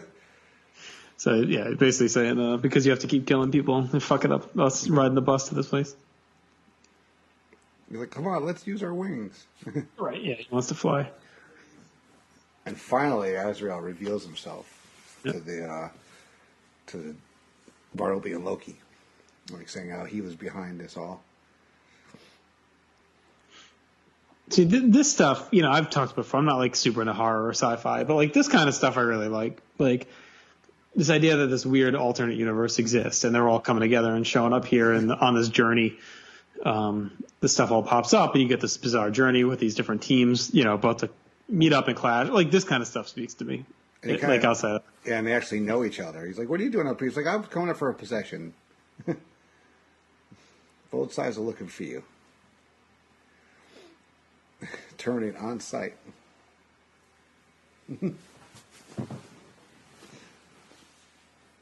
God's pissed off. Actually, no, Lucifer's pissed because you might make him look bad.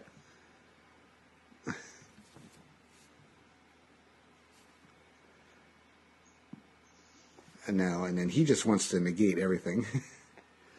Right. So he's basically trying to, because he wants to end everything, right? Mm-hmm. Yeah, because he's stuck in hell. Right. He wants to end the whole world. Mm-hmm. So he wants. So what's his thing? If he goes through, the world ends. If he passes through. No, they have to pass through because they oh, that's right. They get back into heaven after being kicked out by God, and God can't be infallible. Well, I know that's why they want to get through. Well, he's using them. Right, but what's his end game? He wants the world to end. He wants the world to end because he'd rather have the world be end than him being in hell. And they all know that she's the last Scion, basically. Mm-hmm. Yeah, now they're on a train. Yeah.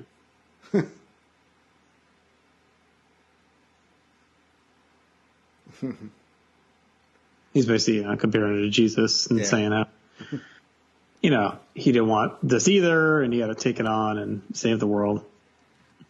Yeah. So again, there's this earnestness to try and ground all of this stuff, and I think that's part of this that pops the most anyway, is like how they try to, like, that's why I like Chris Rock's character in this, because again, he's trying to really, he brings it to a grounded, rational point of view and talking about just like how Jesus was just a man or woman, whatever, just a person, having to take all this on and the way to look at it beyond the mystical piece. Mm-hmm.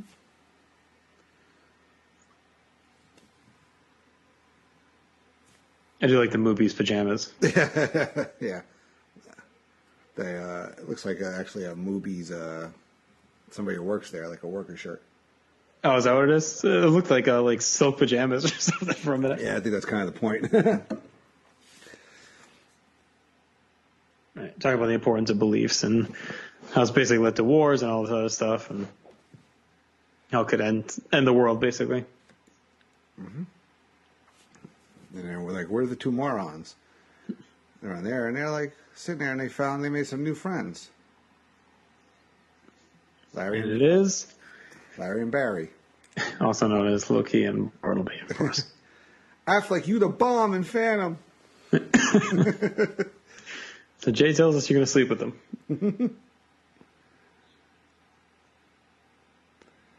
So, did they ever say since angels can't get drunk, can they get stoned?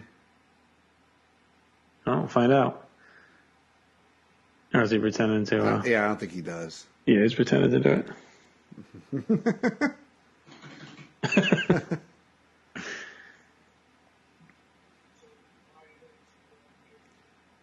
Except this. There we go. Yeah. Basically, just trying to get the info out of them and all this stuff.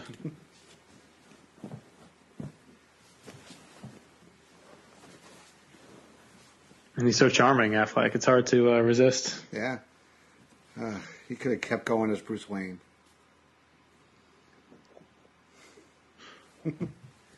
I prefer him in these. Yeah. He's a good director, too. People can't get by Julie.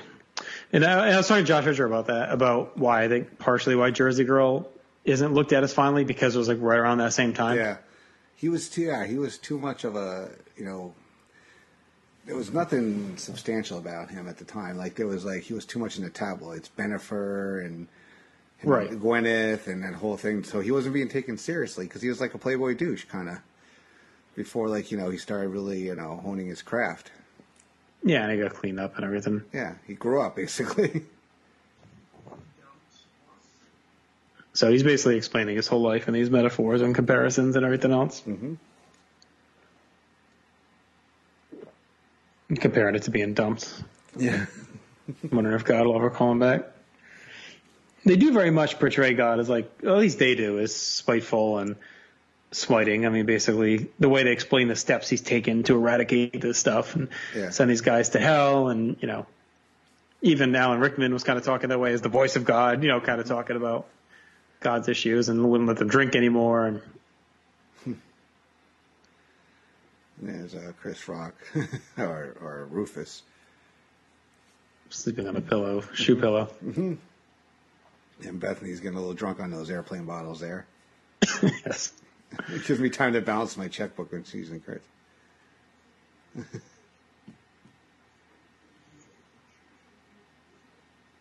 There you go. Affleck explained it all. You go to church out of habit. You don't feel anything. And I think that gets just more exemplified by some of the stuff I was saying earlier, like around the just to tying into the political nature and all that stuff. It's like, how am I going to go and feel spiritual when they're just like ranting and raving on that stuff? You know what I mean? Or I get money as part of it too. But I can see how people have lost spiritual feeling and the ties they have to go there when it all feels just as mechanical as the rest of your life. Yeah.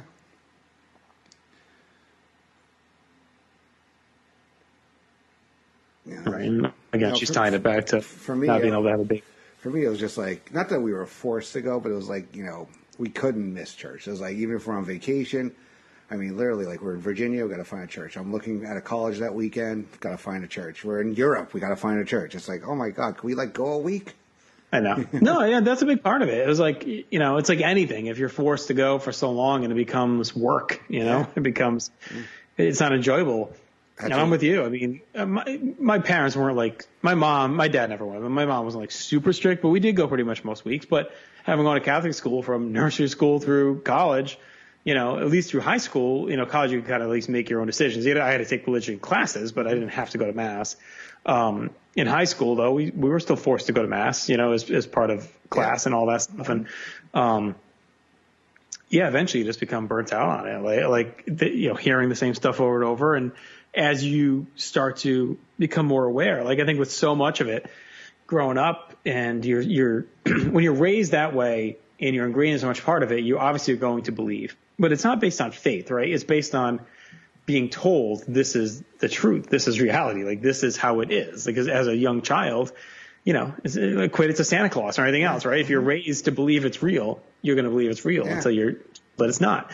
But for someone like me, and I don't know if you're the same way, like, I grew up in a 100% Italian Roman Catholic family in a Roman Catholic area of a very Catholic state. You know what I mean? Like it's, so like, that's all I was surrounded by. Like to me, that everyone was Catholic. Everyone believed in God, so it wasn't until I got to college and beyond where I started to come across beyond that and start to think more logically and rationally and see past all of that part. That's when your faith gets tested and you start to wonder if this stuff is real and how that comes to be. But I think for folks like us that were really so ingrained in it, it just became so much part of your life that you almost were forced to believe it. Yeah. I mean, I'll go into like kind of like what I was exposed to after the scene, because now we have a pivotal scene where she reveals herself what she's doing accidentally as the last scion, and he's like, oh wow. So I misstepped before. I thought they were trying to get her to explain it. I was thinking that they knew, but that's right, they don't know. They happen to stumble into it. Yeah, they have an idea, but now she, now that she knows the whole deal, and then Rufus, right, making his way, and he's, he recognizes them when he comes in, and that's when shit's about to go down. Right, he's trying to stay calm, you know what I mean? But he can't kill her, right? I mean, he's not supposed to do that. That's Matt Damon, so he can't do anything. But she's also not doing anything wrong either, so. Well, she's the one who's going to stop them, so I guess they have to kill her. Yeah, but can they kill her if she's not done anything wrong? Isn't that against their? Well. Right? Doesn't he need the Bartleby to judge yes or no, and then he can kill? I think that kind of goes out the books towards the end. They haven't done it yet, though. Yeah. They haven't killed anybody who didn't deserve it, I guess. I mean, maybe he's just going to knock her out with a bottle. They're like, the apostle? Shit.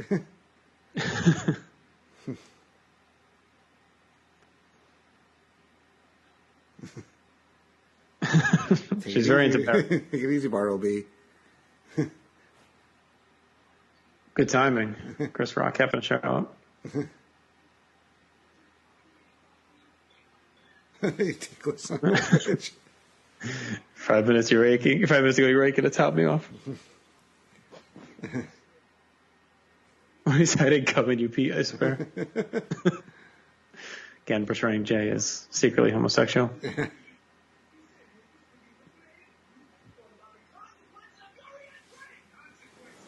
All right, so they basically don't give a shit. They know it's gonna. They want to go home and then it's gonna wipe out mankind. Yeah, So I still haven't pieced together Loki. I feel like they don't have the same thing as Azrael though. No.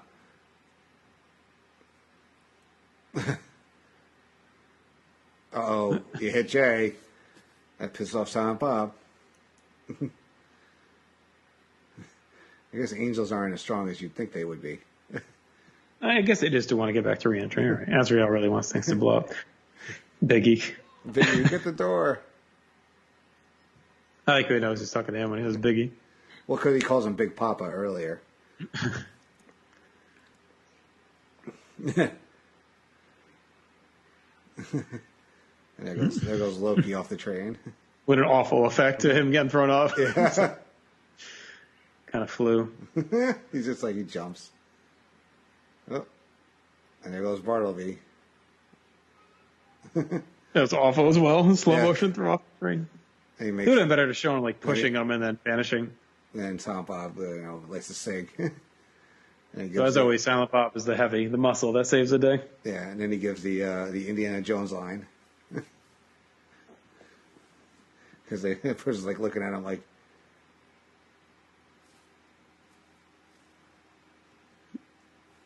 The beat of silence is so good. No ticket. No ticket. Is that his only line in this one? I think it may be. Usually it just has like one, right? Yeah. So either it's like a little speech or just finally he just like flips out. Right. So now they're having some. Now it's almost flipped, right? So like it was kind of low key pushing him before a little bit. Sorry. Well, actually, no, I guess it's always been Bartleby, but yeah. Well, but he was like kind of like not. He was a little subtle about it. Now he's like kind of like just pissed, and he's like, "That's it, I'm done." Right. Now Loki's kind of back it off. He's like, "Dude, maybe we should think about this." He's like, "Is it really that bad?" Yeah. So he's saying basically he had an epiphany about how humans basically ruined everything. So now he's all in on destroying.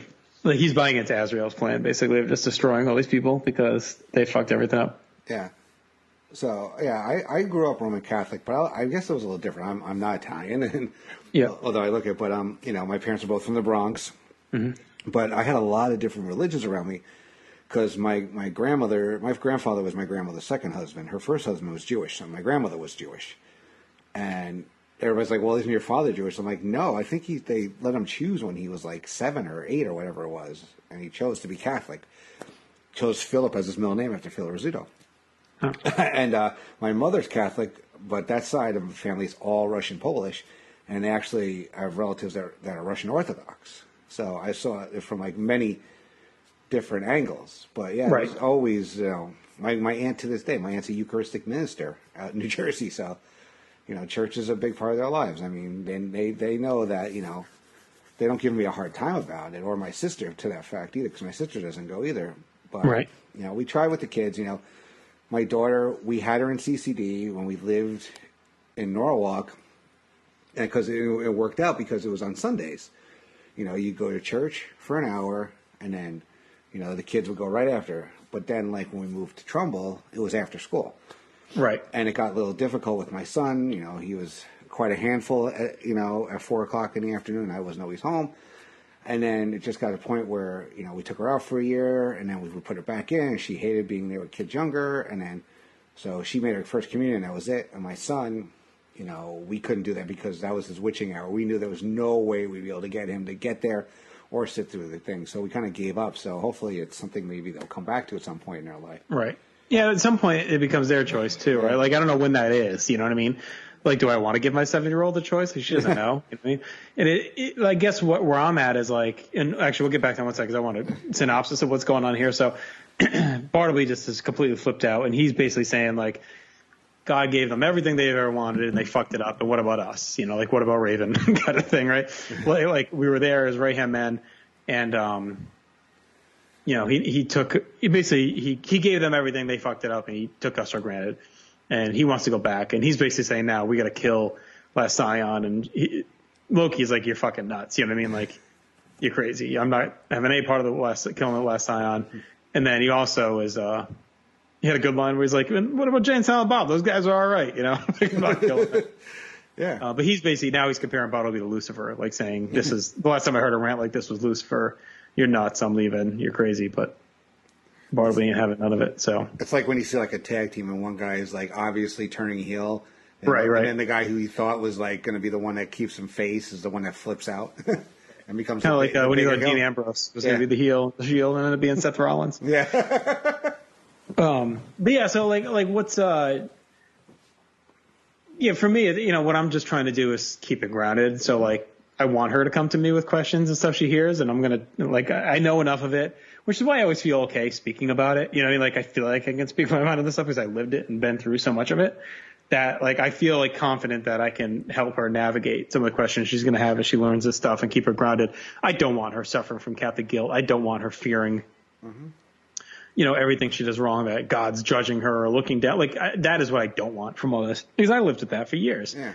You know, I think back with regret on stuff, you know what I mean? Because I sat there with this heavy Catholic guilt that just like hangs on you for so long and so much stuff. And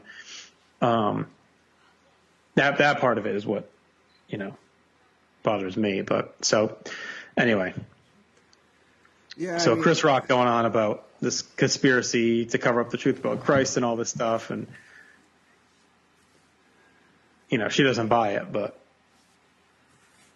Yeah, she's, you know, how it's all about the family. Why would he leave any of it out? You know. Right. Everyone else that wasn't Jesus, basically. Mm-hmm.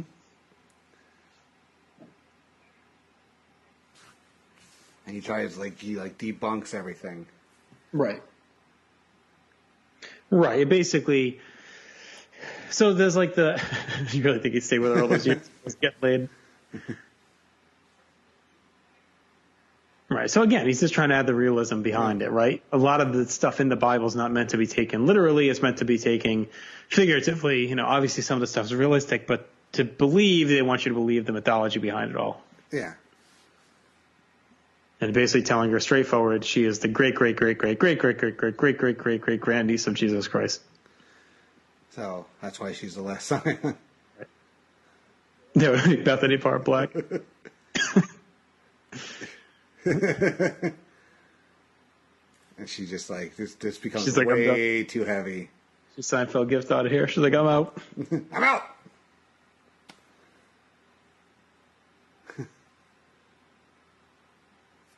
She's like, why is the whole thing on me? And she's like, so she's living out on God, right? Yeah. Basically, yeah. Give her time, big man. Big Papa. That so my MVP. I mean, I think everyone's actually been pretty good in this so far. But I think Ben Affleck has like been the best part of this movie so far. Like the movie scene, and then this one in the garage that he just went on with a rant about God favoring humans over angels. And now here's Alan Rickman back walking on water. Right, and he's pretty much revealing now that that's the other part of it. Yeah. That's what it is. God can't stop him because he's laid up. We haven't touched on that at all. The old guy that was hit in the beginning was God coming in human form. He used to come down every now and then to kind of, watch over and admire what he built. And he loves to play skee ball. Right, that too. And so he got attacked by the, Devil's Rejects there. Coma. So that's why they had a coma to the last Scion, because God could do nothing to stop them. Right. And now they don't really know where God is actually right now. They don't know that that's God. They're like, he hasn't had contact with God, which is why, he just said she's kind of like, the last Scion, I guess, is break glass in case of emergency. Right. If God's not around, then this is your Mjolnir or your Stormbreaker, whatever you want to call it. He's explaining how he had the same conversation with Jesus way back when. Mm-hmm. So who does know then? Just Azrael knows that that's God? Yeah, because he sends the hooligans to take him out. So no one else knows that's where he is. Once he's laid up, once God is laid up. He's John Doe, whatever. Yeah, he's John Doe because he's kept on life support, so he can't get out because the person has to die for God to get out of there.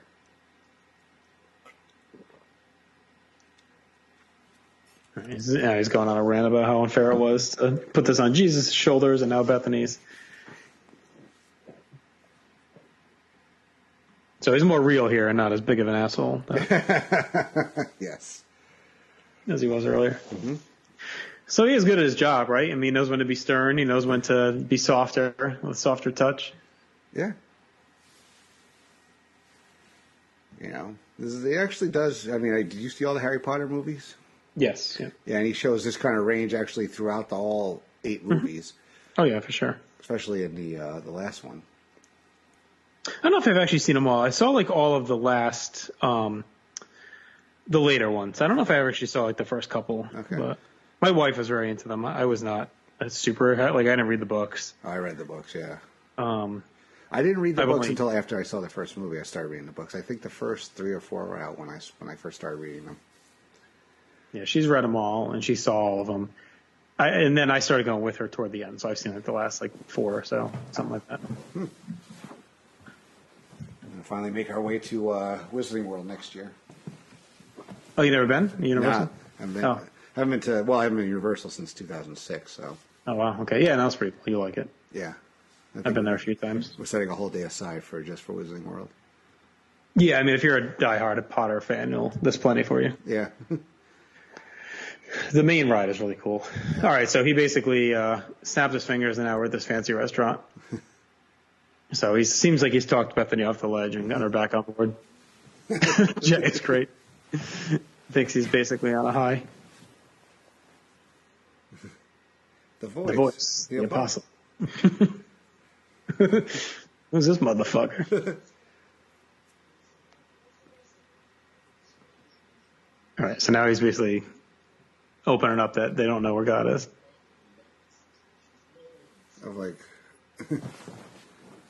So I wonder how God. They don't really explain what God would have done to Bartleby and Loki. Well, he probably would have. Now he reveals God's a skee-ball fanatic. He probably would have fucked them up. Done. Who knows what he would? Maybe he would have sent them to hell. Right. So basically, comes down once a month and plays skee-ball. I like how Bethany immediately has been calling God she ever since. Selma Hayek. Mm-hmm.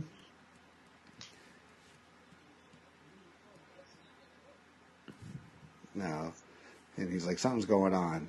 He's like a captive. Right, so he's piecing it together, right? So. Like somebody's pulling all the strings here. Right. Right, so he's basically saying if he was killed as a human, he'd go right back to heaven. Someone new to keep him alive. But incapacitated.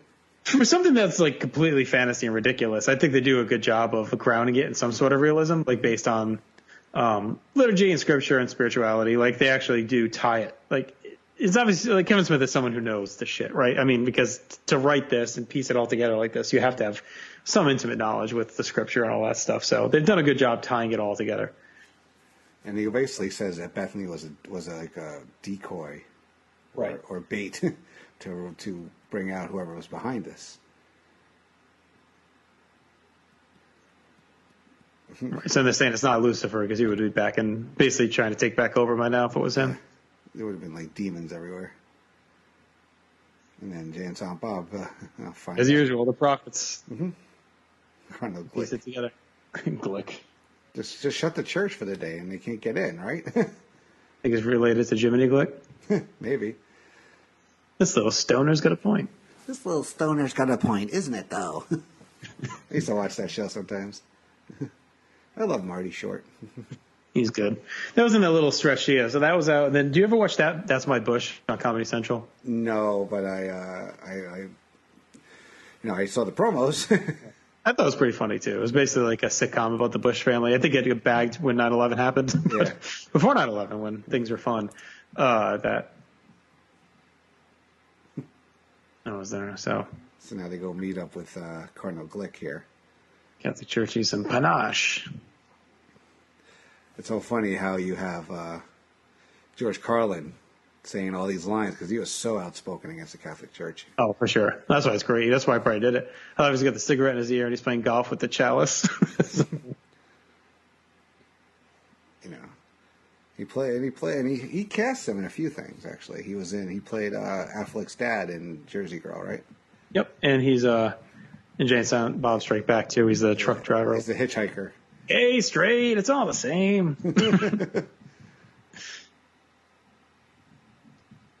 So they're trying to convince him to not have the ceremony. He's like,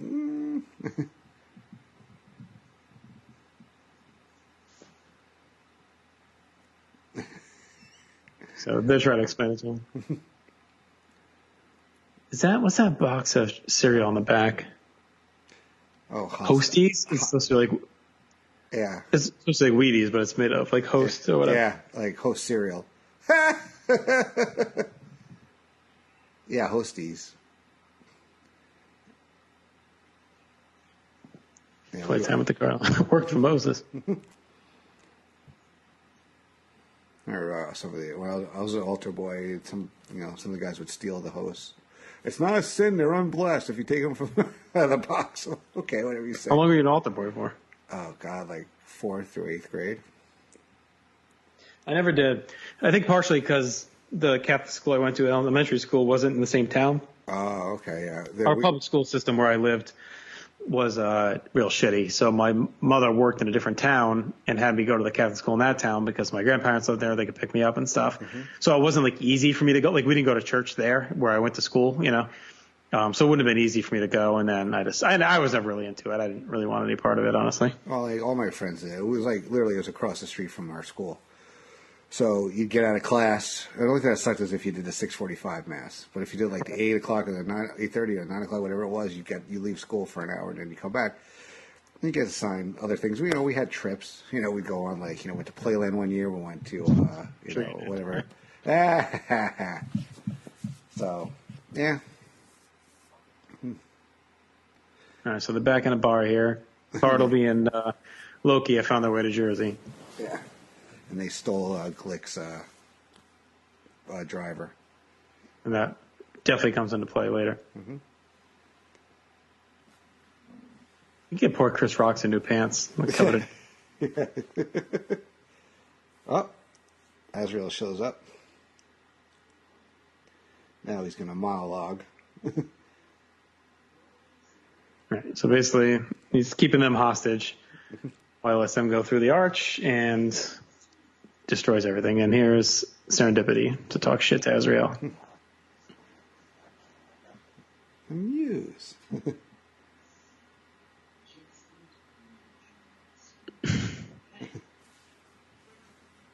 This fucking guy.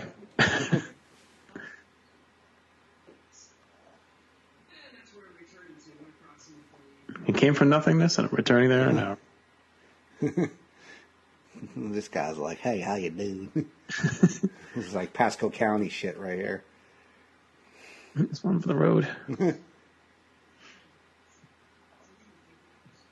Mm-hmm.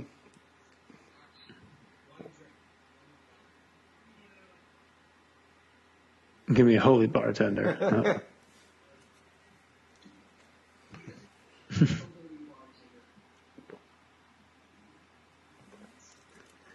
And she knows what he's going to do. Yep. Have to put a hole in him.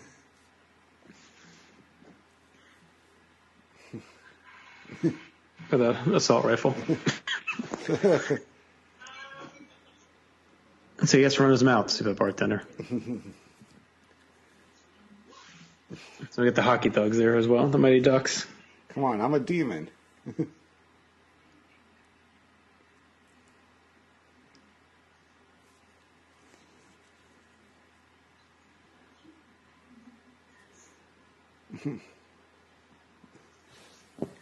Yeah. Right. So So again, he's pretty clear here that he just wants the world to end completely. Yeah, he's like, if I can't get out, then nobody's getting out. Right. And it reveals how he's been playing everybody. Jay gets the joke. Mooby Bartender, that's a good one. Oh, they don't have Christy Todd Whitman? No. She was fresh off not that long ago, giving WWF the clearance. Yeah. Late 97. I wonder if she's supposed to be. I mean, this woman kind of looks like her. Yeah, I think she was supposed to be a take on it. There we go. As Bart will be giving a speech.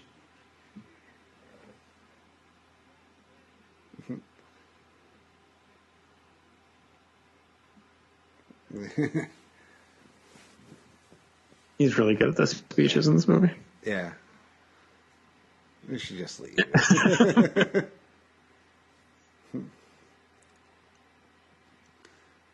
Officer McGee. what a throwaway line. Like, this is definitely one where, this guy gets his one shot of glory and just really made it count with this absurdity. He wouldn't like me when I'm angry. He just literally just snaps his neck. This is leave the nice cardinal alone and get out of here. He's going to make the most of that line. Everyone's scrambling. And here comes the big reveal. Wings now. Oh, so Azrael was amused before, too. He was kicked out.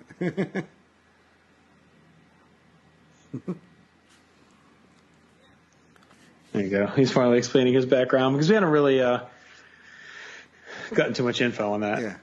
But now he's explaining the Big Great War that tore apart heaven. Mm-hmm.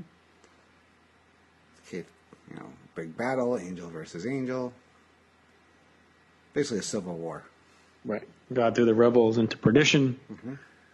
Azrael basically was a fence rider, sat in the middle, waiting to see who won. Yeah. You're a chicken? No, I'm an artist. So it wasn't much of a. I guess he's a demon, but we thought maybe he was. I thought he was like more like Lucifer's son or some shit, but not really. No. Right. So he's just pissed because he was sent to hell and he felt like he shouldn't have been. Yeah.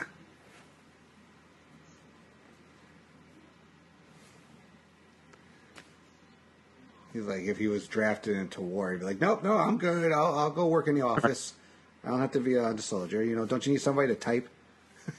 I'm going to Canada. I'm going to Canada. Just put over Elvis now. That's why he was the king and you're a schmuck.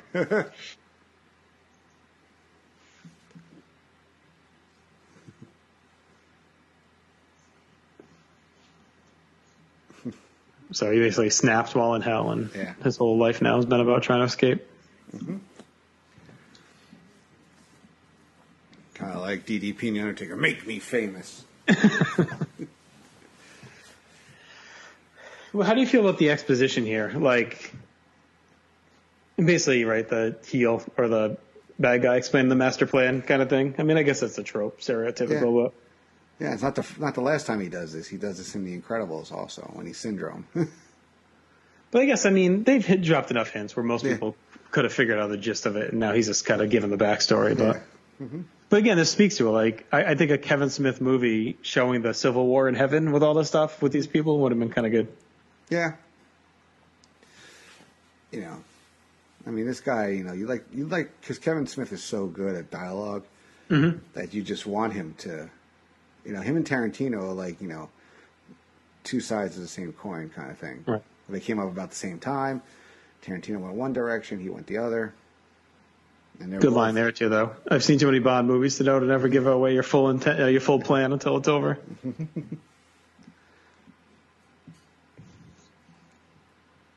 And then, basically says, yep, you have the Scion and all this other stuff.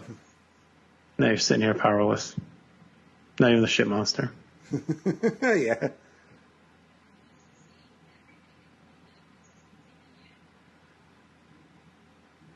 She's like, have you? She's like, everything dies. Yeah, right. He's like, basically, have you ever been to hell? I'd rather just not even exist. And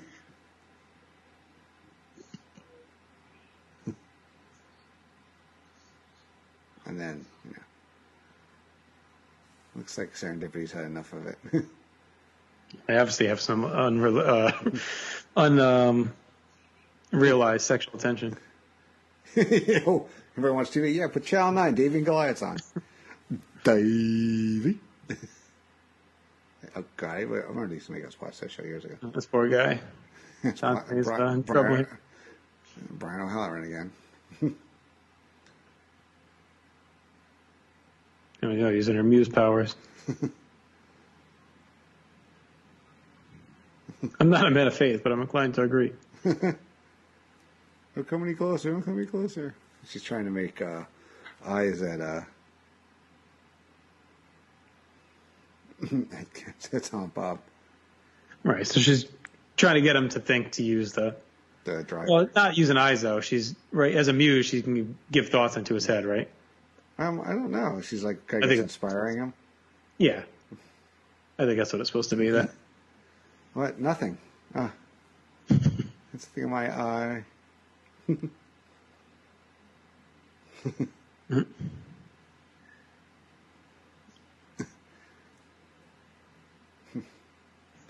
Are you serious? Fucking evening. You have him assault me with a putter. Right. Yeah. So she was trying to inspire Silent Bob through the muse powers to use the club on Azrael. Yeah. And he's basically giving him one shot. He's like, "Come on, you're not gonna hurt me. I'm a demon." Fucking shot.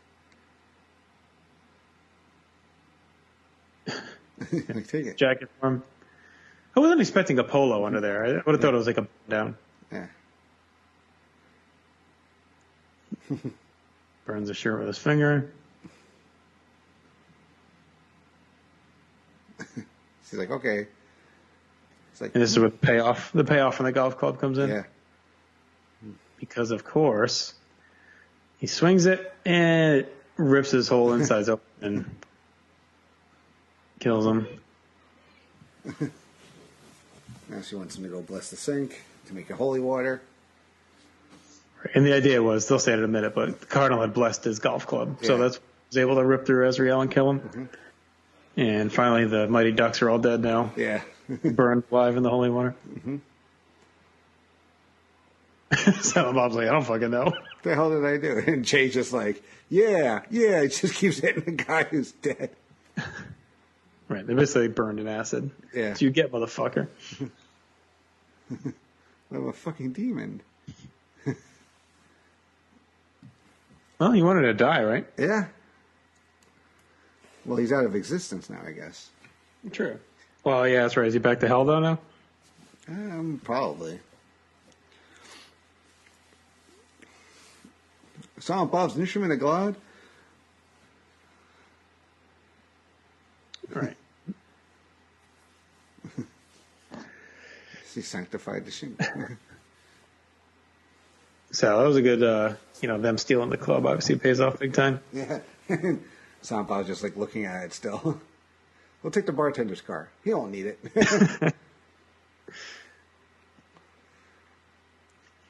Here we go. Back on the scene of the church. Bunch of dead people. Mm-hmm. But stupid as they are, they've been dicking around killing people instead of crossing through. Yeah. Well, they haven't been made human yet. Well, no, Matt Damon. That's true. Yeah, they had to cut the wings off. Yeah, I think only Matt Damon has his wings cut off by this point.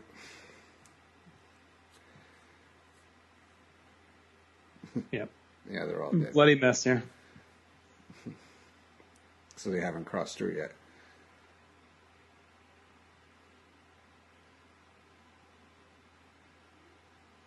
You can't touch them.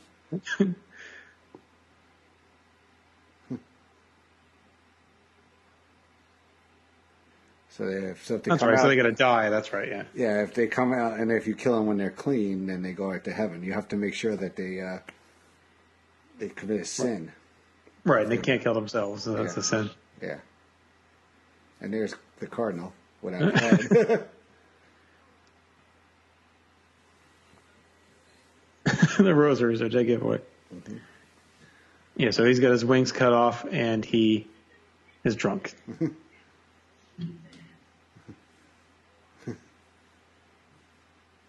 So basically, he's flying up high with just dropping people. Yeah. Just wants to drop them. This speaks again to the Catholic guilt and repression. There you go. If only he'd let us jerk off. Who knows? He's like, oh, step back. Here comes another body. Right. This is like, was it Dead Man on Campus when Jason Segel? You ever see that movie? Not really. No. No, you said Dead Man on Campus? Yeah, no, that's the one with Mark Paul Gosselaar, right? Yeah, so basically there's a character, Jason Segel plays, or very early Jason Segel plays this character where he's basically a repressed, like, Catholic guilt, and he just gets to college and has sex for the first time and just, like, goes completely fucking insane about it. You know what I mean? Like, that's so this is Bartleby's getting laid at college moment, I think. Oh, yeah. Which means he's human, because he couldn't get drunk if he was still an angel. Loki. Aw, poor. So I guess it's supposed to be that Bartleby took his wings off, right? Yeah. The muse. No way. The tip.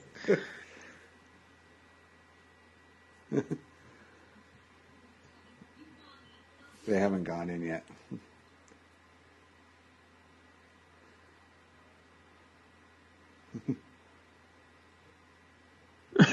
He's like, uh-oh. The wings were pretty good looking. Yeah. Pretty cool. Decent job with for that. 99, yeah. Right, yeah, I say 99 CGI. It's not bad. Thought they were Prancer. Then they had practical effects on them at this point.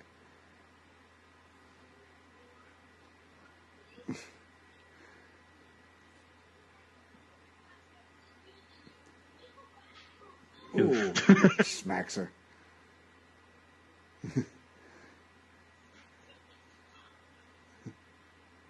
There we go. Bethany. So he's trying to get her on his side. Yeah. Compare the pain she's been through for millennia. For millennia.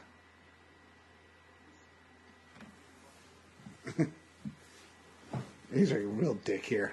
Oh, yeah. He's right there with his fashionable male character. That's right.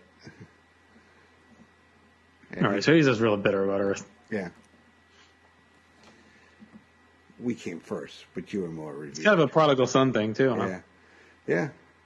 His perfect angels is cast aside for the flawed humans.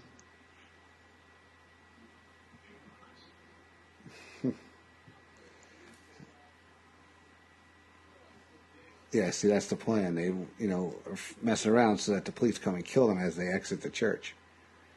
You think the police would have showed up by now? No, I mean... They've been in murderous rage for like 20 minutes at least. I mean, it had to be at least 20 minutes. Yeah, well, it'd take them 10 miles, 3 towns over to run over there, so... Loki's like, come on, man, I'll take you down. You can't do this. Right. This is a drunken mess. A little face turn here for Loki toward the end. Yeah.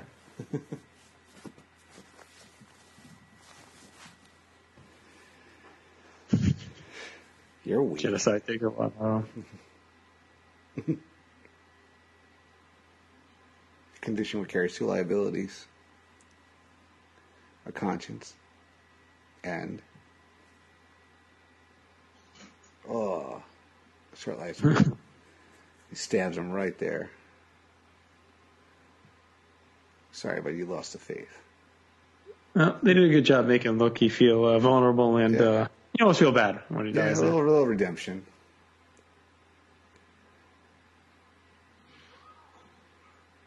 Muse, not giving up. So the triple demon now is Jay. Jay takes Beverly off, and here's the call. I think give like something a little sexier than these slacks. Well, I don't know. She was in the water before with the white shirt. Well, the shirt's not bad. It's shows off her breasts well, but like some tight jeans or something might have worked better than these slacks. I'm not even saying she's like a skirt or anything. Just not black dress pants. Jay's ready to bang now. He's taking his pants off. If the whole world's gonna end, you said you'd fuck me. It's a great callback. Yeah. You know, Jay's got a one-track mind. There we go. Here's it where it all comes together. Can I hear comatose like John Doe or get making love? Make with the love. It's a nice way of saying boning. And that's when it clicks for her that. Jay always accidentally, says Right, something. figures it out. Yeah. Yeah, he's right over there, St. Michael's Hospital.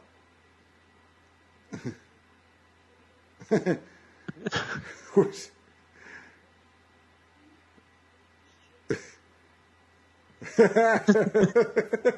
She's just trying to get him to answer her questions. He's going to give her There you everything. go. Get the kiss. It's the kiss. That's what I'm talking about. Oh, chair shot failed. Yeah. Affleck no-sold it. Stall Bartleby. Bob's the only one that can stand up to this guy. She's taking the muscle. I know.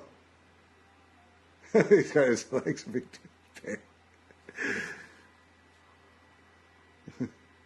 This is the apocalypse. Please enter the hospital. The guy in the fucking wheelchair getting knocked over. Chris Rocket's just getting fucked up again.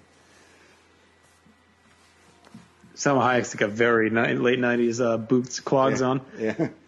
And here's Jay. Just falling right into the plan. But he hasn't gone to the church yet, has he? No, but he hasn't become human yet either. Right. So on purpose, he dives so that Jay will, what he does here is he shoots off his wings.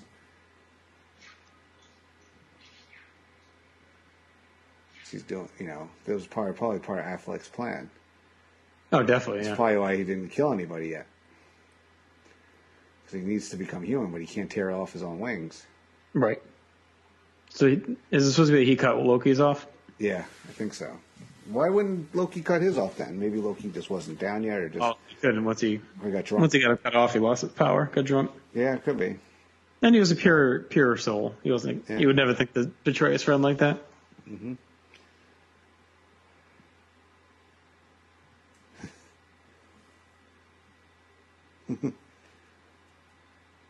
Now the plan's coming into a focus. You have lived for 1,000 years. Would it be kind of weird to die? Yeah, I guess. Yeah. Like, would you take continuance to live in Milwaukee for 1,000 years, or would you risk it for this? Well, no, I think the summers are nice in Milwaukee, I would guess. You're going to go to some Brewers games. I mean, how far is Green Bay from there? You check out the Packers. I mean, they don't have a hockey team, but, Right. It'd be interesting to live for all those generations to see how things change. Yeah. Could be. I mean, just think about what was going on 1,000 years ago. Yeah, I guess they can't jerk off now, so. She's really assuming this guy's God, by the way. Yeah. Kind of roll the dice here. Well, it's the apocalypse, some so. guy. Yeah. Oh, she's bleeding from her stigmata, basically, right? Yeah. He tries to enter the church and No go. nope. God has arrived. Alan Rickman and Linus Morissette. Portraying God. Very hippie-esque. Was Wisconsin really that bad? Bow down, stupid. She's like, where's Dave Coulier? She was cute on when I was a kid. I remember her on You Can't Do That on Television. She was only on it for like a season. And all of a sudden when, the whole, was it Jagged Little Pill, I think was her Right. big album. That was circa, 93, 94, around there. I feel like they really missed the opportunity to have Alan Rickman do quotes from the songs that they're in the scene. You ought to know, Bartleby. Bartleby, isn't it ironic, don't you think? It's like getting your wings cut off on your wedding day. Basically, anybody cover their ears? Jay, cover your ears. And he wasn't dead for another plane of existence. Because you can't know human Can't hear God speak. Yeah. And he finally just says thank you for ending his pain. Well, and forgiving him. Yeah.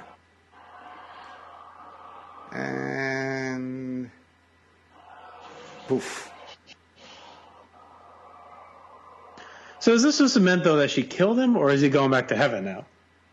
I don't think he goes back to heaven. Well, he's a human and he died. He's going to go somewhere. Yeah, I think he goes to hell. Yeah, but she forgave him. I don't know. Are we supposed to believe God really just killed this person? I mean, I guess. I guess, yeah. I don't know. I'm thinking she forgave him so he could go to heaven. Because he said thank you. Yeah. Well, I mean, she ended his pain. I know that.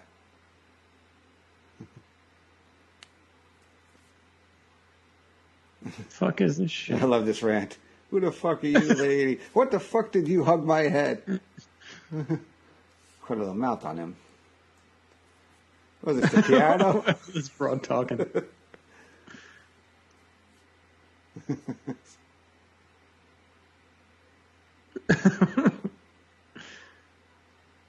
the fuck is that guy's head? He's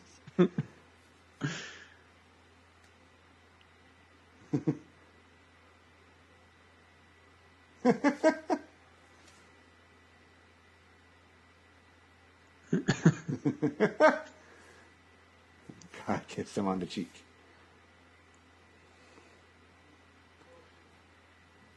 Bethany faded all out. Clever girl, that one. Do you think that it's supposed to be that God was definitely a woman? Or is this like you're viewing her how you want to view her, basically? Yeah. I guess maybe how Bethany would view her. Since it's Bethany's story. And God just blinked everything back to normal. Yeah, it's kind of like in the Avengers when they snapped. I haven't seen it. Spoil it for me. You ever see any of them? None. I'm getting through the shows first. I'm almost on Daredevil season 3. They have nothing to do with them. I know. Then I'm going to watch the movies, is my point. So you haven't seen any of the 22 MCU movie 20? How many they are up to this point? Figured it out, Sherlock. That's what I just said. I know. Wow, you got a lot of viewing. Yeah, I know. Are you going to do it in the theatrical order, or then there's also that whatever order that there's a chronological order? I don't know yet. Talk to the HTFs. Yeah, I got to figure it out. All right, so basically he's offered the muse to come back to heaven. Mm-hmm. So Silent Bob is carrying Bethany, who has seemingly bled out from her stigmata in her gut from when she rescued God. Mm-hmm. She's like, Silent Bob, sorry, is all crying. One of the drawbacks of being a martyr is that you have to die. And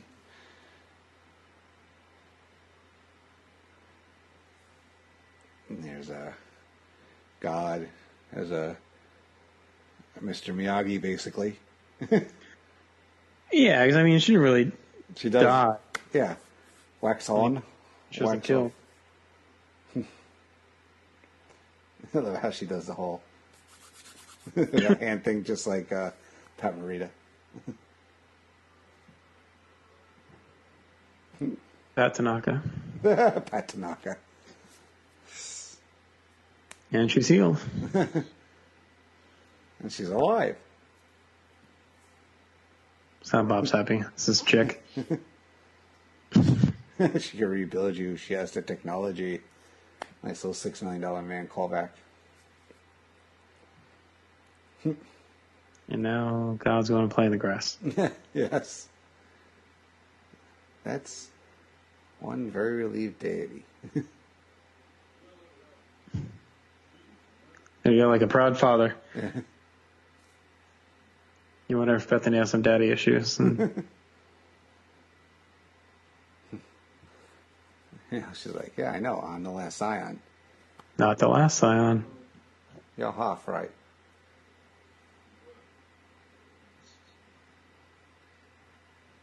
And he makes her pregnant.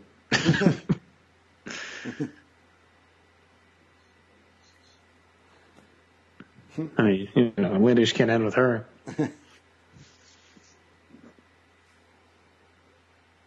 Can't put anything past you. God's just trying to do handstands. Aren't we all? She. You just ruined the reveal. You didn't get no gender reveal party. You're having a girl. Yeah, those weren't really a thing yet in 99. I know. I need a sequel where we find out Bartleby went to heaven or not. If you're listening and tell us. Got to go on one of those Kevin Smith Q&As that he does. And I want the sequel where they show the Civil War in heaven. Ah, there you go. I feel like, has that movie been made yet? Like, about that? There must be some. There could be something, yeah. I think that that Amazon show is kind of like that. The one with the angel and the devil or whatever it is. I forgot what it's called, but that's actually a Marvel I think it's a Marvel property, or that's a... Oh, Christ, now I'm trying to remember who the guy who wrote it. Don't spoil it. No, I haven't watched it yet. So all our friends are leaving, going to heaven. Muse headed back out of the strip club. So did they say why she left? Did she sneak away or something because she wanted to strip? I don't know. Well, she was tired of being in the Muse, like she wanted to be a person or whatever. Maybe. I feel like we missed that part. Yeah. Maybe she come down to inspire people on Earth. Yeah, it was something like that. Like, I feel like she wanted to get out of there or something. Let me see her here. And starting to be the muse of creative inspiration, now working a strip club in search of her own inspiration. Yeah, I think she got tired of inspiring others and she wanted to find her own. Are you saying you believe? No, but I have a good idea. Yes. Rufus is very happy to hear that. She listened.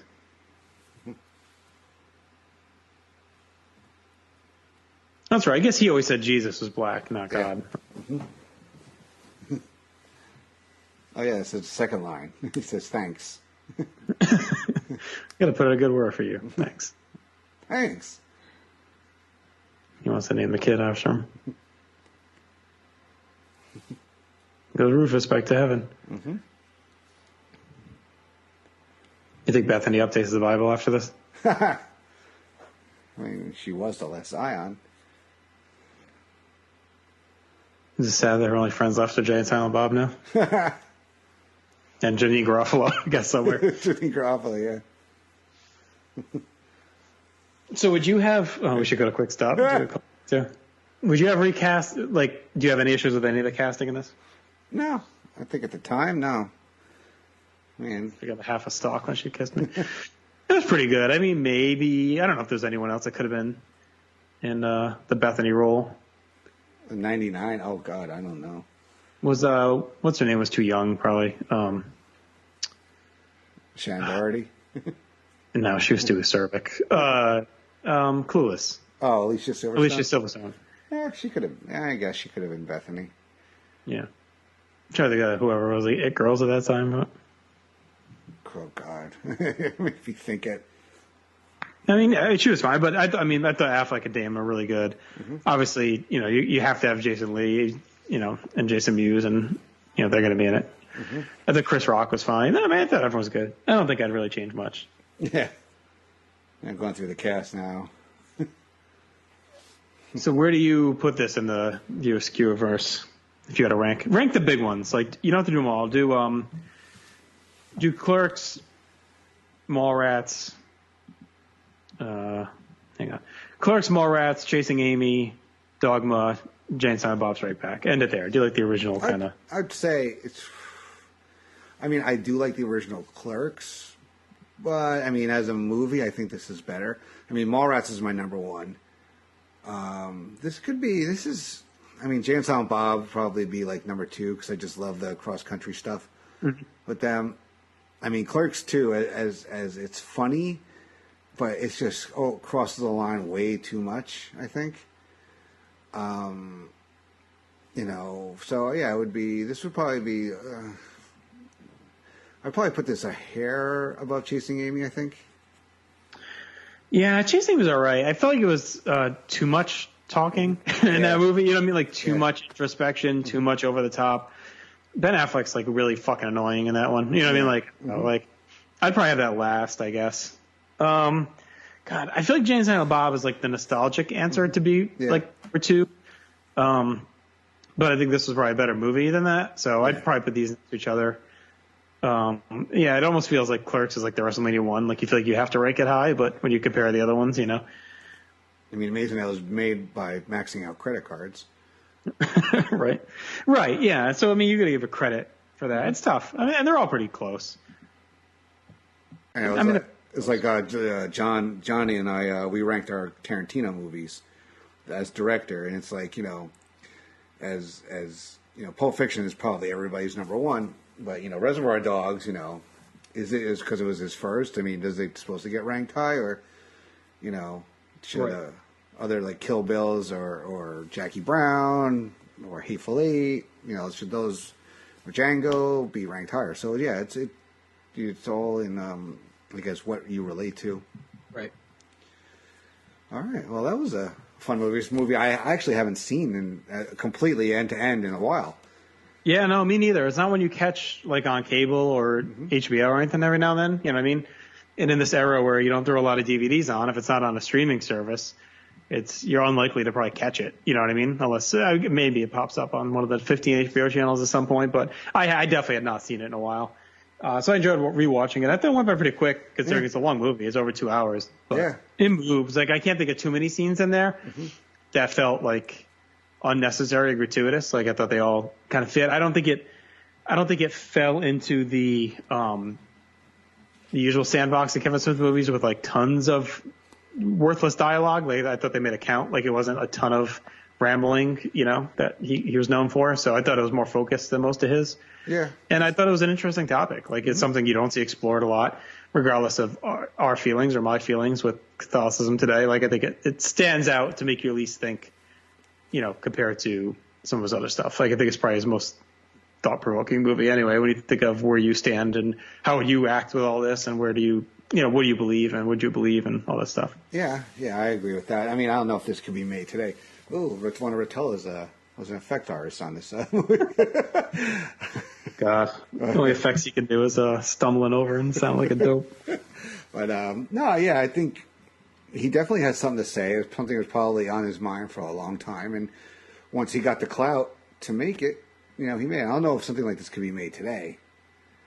I mean, you know, you'd be protesting, and there'd be, you know, Facebook pages against this, you know, CNN, Fox News would be doing stories on the movie. Yeah, again, that speaks to the politicalization of it. Like, I'm not saying they weren't always leaning that way, but, you know, it's even more so these days than it was then. So it's like it's so tied into that. There's no, yes, it would be supremely politicized, and just, you know, all tied into the police and the kneeling for the flag, and now they're taking shots at the church, you know, like, so that would be tied into that. It would definitely, no way this gets made today. I mean, it came during a time where things were a little bit more, not that religion wasn't radicalized or a hot button issue back then, but it wasn't nearly as divisive as it is today, just because it's become such a part of the divisiveness of the political landscape. Yeah, very good. So, good pick. Thanks, man. Yeah, it was good. Like I said, I wanted to pick something that could lead to some additional discussion beyond just talking about the movie. So I thought we were able to do that. I'm glad you get you to open up a little bit there toward the end about your views on stuff. So that was good. Yeah. It's part of my goals. Yeah. It's, yeah. That's what we do around here. We try to get people to open up. Right? Yeah. You've had a tough couple of weeks. You know, you got put through the ringer on talking pop. Yeah. Now, get me back to the fluff of year and pop and, you know, great debate and stuff like that. There you go. I'll be back talking Science-Man event before you know it. So there you go. Every now and then I got to branch out, you know. Mm-hmm. So what do you got coming up over there on the wrestling feed? I don't know. When's this airing? It depends on when Todd feels like putting it up. I mean, by the time you hear this, I could definitely tell you would have heard episode 2 of the ECW three-way dance, Extreme Three-Way Dance show. So you'll hear about our thoughts on the night the line was crossed. That is a lock. You'll very likely have heard the return of Wrestling Warzone. That should be back as well with me and Chad. I think we're at the night after the Rumble, 96 Rumble, so that'll be an interesting one. Obviously, it's a pretty big episode. PTB podcast, you should be hearing that if you haven't heard it, if it's not out yet, we'll be reviewing the 11/25/89 house show. That's right after Survivor Series, the show from MSG. And I think that's everything. There'll probably be No Holds Barred at some point. I actually am talking to Don about another Dadcast soon, or Daddycast, as some call it. We had a potential guest reach out to us about wanting to be on, so that'll be interesting. I won't spoil. Okay, for me, we may get a special here on the Pop Feed, looking at the Greatest Song of the 80s Round 2 preview, which just started today. That would be me and your PIC, Mr. Criscolo. We got Looking Back is coming back in a big way. We got our first sports theme episode, which, Justin, you may be on. We have Year in Pop 1977 coming up. And then our fall and winter movie previews coming up at the end of August for Looking Back. And then in September, we have our big summer movie wrap-up, and we reveal the results of the summer movie wager and see which of us correctly or got the most correct answers in the domestic box office predictions. I believe Criscola picked Sack Lunch to finish second, right? Yes. So we'll see. I mean, it could be anybody. It's anybody's game right now, actually. I think last time I checked, we're still waiting on Hobbs and Shaw and really Lion King to do a little more. And the only thing that could move the needle would be Angry Birds 2, which is a funny sentence to hear. But nothing else coming out for kids around that time, so it's hot. You want to get the kids in air conditioning for a couple hours. Here, watch this. I could do one for the Adora movie. We're taking my niece and my little cousins to go see that for their birthday in a few weeks. Oh, yeah. It's all yours, Justin. Nobody will. Yeah. You want to do your first Pop Goes to Movies? Pop Goes to Movies. Pop Goes to Movies, Dora the Explorer. Justin, you want to make your debut on that series with that movie? Go ahead. Back on with Todd for Binge Please. We'll talk Jessica Jones season 1. 15 seasons behind where I'm at right now. But. Yeah, I got to the Defenders, and I haven't gone back. So I've actually passed a lot of these people, I think, that are super into the world and the comics. I think I've surpassed multiple by almost finishing Daredevil 3. I think all I have left, I believe, is Jessica Jones 3 and Punisher 2, and I think I'm done. And then, hopefully in a couple of years they become part of the MCU. Hopefully. Yeah, it is sad knowing, because a couple of them have ended on cliffhangers. Like Luke Cage 2 ended on a pretty good cliffhanger. Iron Fist 2 did as well. I'm sure Daredevil's I'm up to the finale. I'm going to watch that this week when I go back to the gym one of these days. This week. That's where I watched them mainly, is at the gym. Yeah, I had a little deal with myself a while ago. I only allow myself to watch the Netflix shows if I was on my exercise bike. And I held up with that for a while and then kind of fell apart. Now, actually, I think it's shorted out, so there goes that. I'm watching Veronica Mars, season 4 right now on Hulu. I got a couple episodes in, so with my girl Kristen Bell. All right, cool. So once again, I want to say thank you to Mr. Rozzero for joining me tonight on Laugh-In Theater. But for now, the theater is closed, and we'll see you on the next show. Take care, everybody. But never, never on a Sunday, a Sunday, a Sunday, 'cause that's my day of rest. Promotional consideration paid for by the following. Place View Nations, JT Rozzero and Chad Campbell here. We want to let you know that we have over 24 podcasts available on iTunes, Stitcher, Google Play, and PlaceViewNation.com. We now offer them to you on 2 great feeds. On the Place View Nation Wrestling feed, we dive into topics running the gamut from today's WWE to the glory days of yesteryear and the ins and outs of the territory days. In addition to our full-length shows, we also deliver to you special pod blasts on topics old and new. The Place to Be Nation Pop Feed is a veritable treasure trove of great content. Offered tremendous shows covering the land of movies, television, life, comics, and sports. Brought to you by the most knowledgeable and insightful folks in the podcast world. You can find all of these current shows, plus archives of our previous podcasts over the past 8 years as well by subscribing to our feeds on iTunes. And while there, be sure to rate and leave feedback as well. All of these shows, plus others available at PlaceMation.com, where we cover pro wrestling, sports, movies, comics, plus in-depth stretch projects and more. Be sure to support our site by using www.placetobenation.com/Amazon while doing your online shopping. And be sure to join us at our forum at Bigelow34.proboards.com. PTB.com for all sorts of wrestling, sports, and pop culture discussion each and every day where you can make your voice heard. We also want to thank our friends at Bonehead's Wing Bar, ProWrestlingOnly.com, and TheHistoryOfWrestling.com. Be sure to follow us on Facebook, Twitter, Instagram, and Tumblr as well. PlayStation.com, the only place to be in your pop culture world.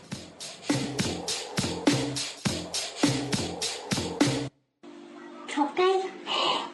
Fucking chọc cây. Oh God.